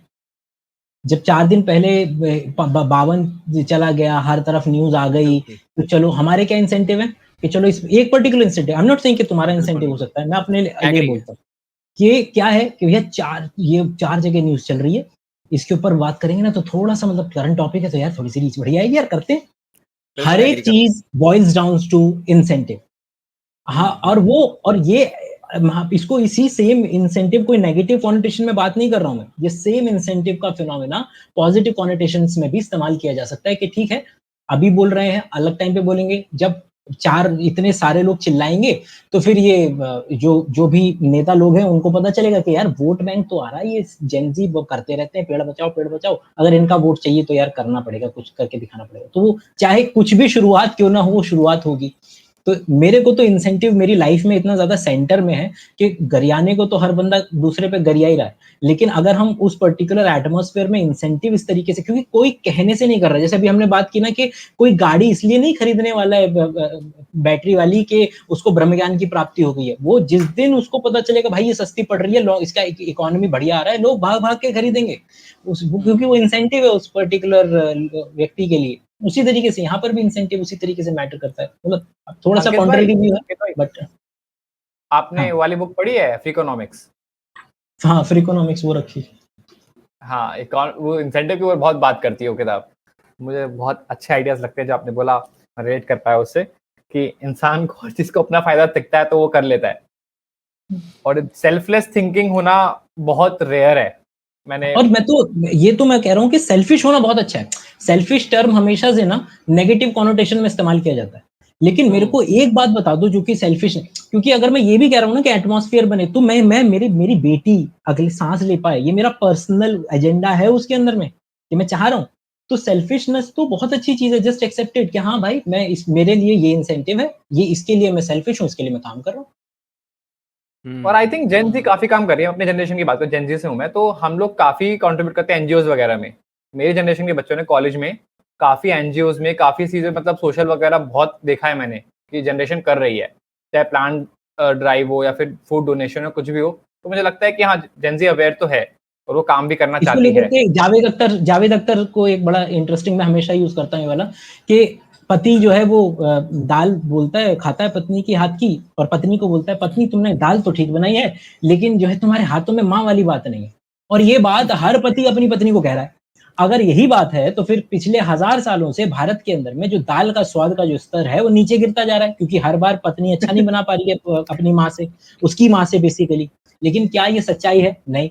अब और ये हर चीज में आपको देखने के लिए मिलेगा। ये एरिस्टोटल के रिटन स्टेटमेंट्स हैं कि ये जो अगली जनरेशन आ रही है बिल्कुल नकारा है, नपुंसक है, मतलब कि बिल्कुल किसी काम की नहीं। वो हमेशा से वो लड़ाई रही है, क्या नाम है, आपको एक जनरेशन की दूसरी जनरेशन से, लेकिन डेटा बिल्कुल कॉन्ट्ररी है। आपका the enlightenment now Steven Pinker की प्लीज पढ़िए, उसके अंदर में यही दिखाया है कि किस तरीके से ऑलमोस्ट एवरी फ्रंट पे इंसान ने एज अ पूरी कम्युनिटी हर चीज में बेहतरीन जो है वो काम किए हैं, मतलब अनप्रेसिडेंटेड काम किए हैं। तो कभी भी किसी को पेसिमिस्टिक फीलिंग्स आए ना, जो कि मुझे बहुत आती थी, और इस किताब ने मुझे इतना ज्यादा ऑप्टिमिस्टिक बसा बना दिया कि आप ना क्या करें, बस अपना होराइजन को थोड़ा लंबा करें। जैसे ही आप अपना होराइजन जो आपका एक्स एक्सिस है वो 500 साल का कर लो, आपको पता चलेगा ऑलमोस्ट हर एक चीज पे हमने बहुत बेहतरीन तरीके से काम किया। और क्या नाम है? और ये काम कब हो पाएगा? जब अगली जनरेशन अच्छी थी। क्या नाम है किताब का? The enlightenment now, Steven Pinker. Now Steven. Okay, हमने सॉल्यूशन की बात करी, हमने बात करी रिन्यूएबल सोर्सेज की, wind energy, solar energy, EV वगैरह हो गए, पेड़ उगा सकते हैं, इलेक्ट्रिसिटी बचा सकते हैं, वाटर बचा सकते हैं, कूड़ा नहीं फेंकेंगे इधर उधर। और क्या क्या सॉल्यूशन हो सकते हैं? क्या पब्लिक ट्रांसपोर्ट से कुछ फायदा होगा? ये लोगों को बोले भैया आप कार पूलिंग शुरू करो, ये सिंगल कार मत चलाओ भैया, और पब्लिक ट्रांसपोर्ट का ज्यादा यूज करो, क्या उससे कुछ बेनिफिट होगा, कुछ फायदा होगा? बहुत अरे म्यूट हो रखे हो और कर रहे हो। जस्ट आस्किंग यू कि ठीक है, दो है। अक्सर लोगों का बोलता है, लोगों के क्या प्रॉब्लम है? एक है एक्चुअल सॉल्यूशन, जो कि बहुत ज्यादा इम्पैक्ट ला सकता है, और एक होते हैं ऐसे सॉल्यूशन जो कि लोग बोलते हैं यार ये करके क्या ही हो जाएगा। लेकिन जो भी छोटे सॉल्यूशन है ना, उनको करना इसलिए जरूरी नहीं कि ये बहुत बड़ा इम्पैक्ट लेकर के आएंगे, वो एक सोशल अवेयरनेस क्रिएट करते हैं। वो छोटा घर के अंदर में भले से तुम्हारा आधा लीटर पानी तुम बचा रहे हो अपने नहाने के लिए और नल खोल करके ब्रश कर रहे हो, लोग जानते हैं कि सबसे ज्यादा जो पानी इस्तेमाल होता है वो घरों के अंदर में नहीं, कृषि के लिए इस्तेमाल होता है। तो अगर तुमको पकड़ना है उसको, जो पानी की जो दिक्कत है और जो उसकी किल्लत है, उसके असल जहाँ पे जो उसका मेजर चंक है वो कृषि पे जाता है। लेकिन कृषि वाले पे तो जो तुम्हारे इंसेंटिव है उससे प्रॉब्लम सॉल्व होगी मेरे हिसाब से। लेकिन ये छोटी वाली चीजें भी मेरे ख्याल से जरूरी है, इसलिए नहीं कि चाहे ये बड़ा डेंट ना मार पाए, लेकिन ये सॉफ्ट, जिसको बोलते हैं ना सॉफ्ट लेवल पे एक पॉपुलेशन में अवेयरनेस क्रिएट करना, क्योंकि इन्हीं में से कोई बंदा बनेगा जो कि आईएएस बनेगा, पॉलिसीज डिजाइन करेगा, आगे नेता भी बनेगा। उसके इंसेंटिव अगर इस तरीके से होंगे तो मेजर चंक पे वो व्यक्ति जो है अच्छा काम कर पाएगा। तो ये दोनों ही चीजें बड़ी जरूरी हैं कि जो एक्चुअल में इम्पैक्ट लेकर के आती हैं, और एक जो अभी जो आप बात कर रहे थे वो वाली के केवल और केवल मुट्ठी भर कंपनियां हैं जो कि कार्बन फुटप्रिंट के लिए एक्चुअल में जिम्मेदार है। लेकिन उसके लिए जो दलील आती है वो 80-20 प्रिंसिपल, जो किताब भी है और बेहतरीन प्रिंसिपल भी है, विसॉस का वीडियो भी है, कि किस तरीके से आप ये हर बार देखेंगे कि ज्यादातर पैसा 80% पैसा 20% के पास है। इंडिया में तो वो डेटा और भी ज्यादा स्क्यूड है कि और कम लोगों के पास 80% पैसा है। लेकिन ये पर्टिकुलर प्रिंसिपल ऑलमोस्ट हर जगह आपको नजर में आएगा कि वो नहीं होने वाला है ऐसा कि सब लोग बराबर बराबर की हिस्सेदारी रखेंगे। जो टॉप है वो उनके पास हमेशा ज्यादा चंक होगा, और ये एप्लीकेबल हर चीज में है, मतलब ह्यूमन इम्यून सिस्टम से लेकर के और इकोनॉमिक्स तक ये प्रिंसिपल जो है वो अपना पांव फैलाए हुए। मैं सिर्फ ये बोलना चाहता हूँ कि जो बातें हमने डिस्कस करी ना, आयरॉनिकली वो आई थिंक ग्रेड 5 या ग्रेड 6 की जो एनवायरमेंटल साइंस की बुक होती थी साइंस की, उसमें सेम बातें लिखी हुई हैं। अगर किसी को पढ़नी है वो जाकर वहाँ पर पढ़ सकता है। तो बच्चों को ज़्यादा पता होगा हमसे कि एनवायरमेंट को कैसे बचाए। अगले साल वो भी काट देंगे वो भी कम हो जाएगा सिलेबस से। नहीं, लेकिन मैं तो बोल रहा हूँ ना, जैसे ये I can vouch for it, तो ये मीटिंग जैसे ही नंबर ऑफ मीटिंग्स बढ़ेंगे ना, लेकिन वही है कि हमारा क्या इंसेंटिव है कि आज के माहौल में क्या चल रहा था, चार न्यूज आई थी 52 डिग्री को लेकर के बनाए थे। असल बात तब होगी कि ये हर हफ्ते चल पाए। मैं नहीं कह रहा हूँ ये चलेगी या चलनी चाहिए, लेकिन जो ऑब्जेक्टिव रियलिटी है उसको तो डिस्कस कर सकते हैं ना, कि जो 10 बार मिले, 10 बार मिलकर के बैंग ऑन इसी बात पे डिसीजन किया, हर बार कुछ नए पेपर निकले, हम चारों की उस तरीके की अंडरस्टैंडिंग एक लेवल पे जाकर के क्रिएट हुई। और अगर मतलब वरना अगर हमने इसको भाई कोई और हवा चलेगी, कोई नया एक्सीडेंट होगा मार्केट के अंदर में, हम उस दिशा में चले जाएंगे वीडियो बनाने।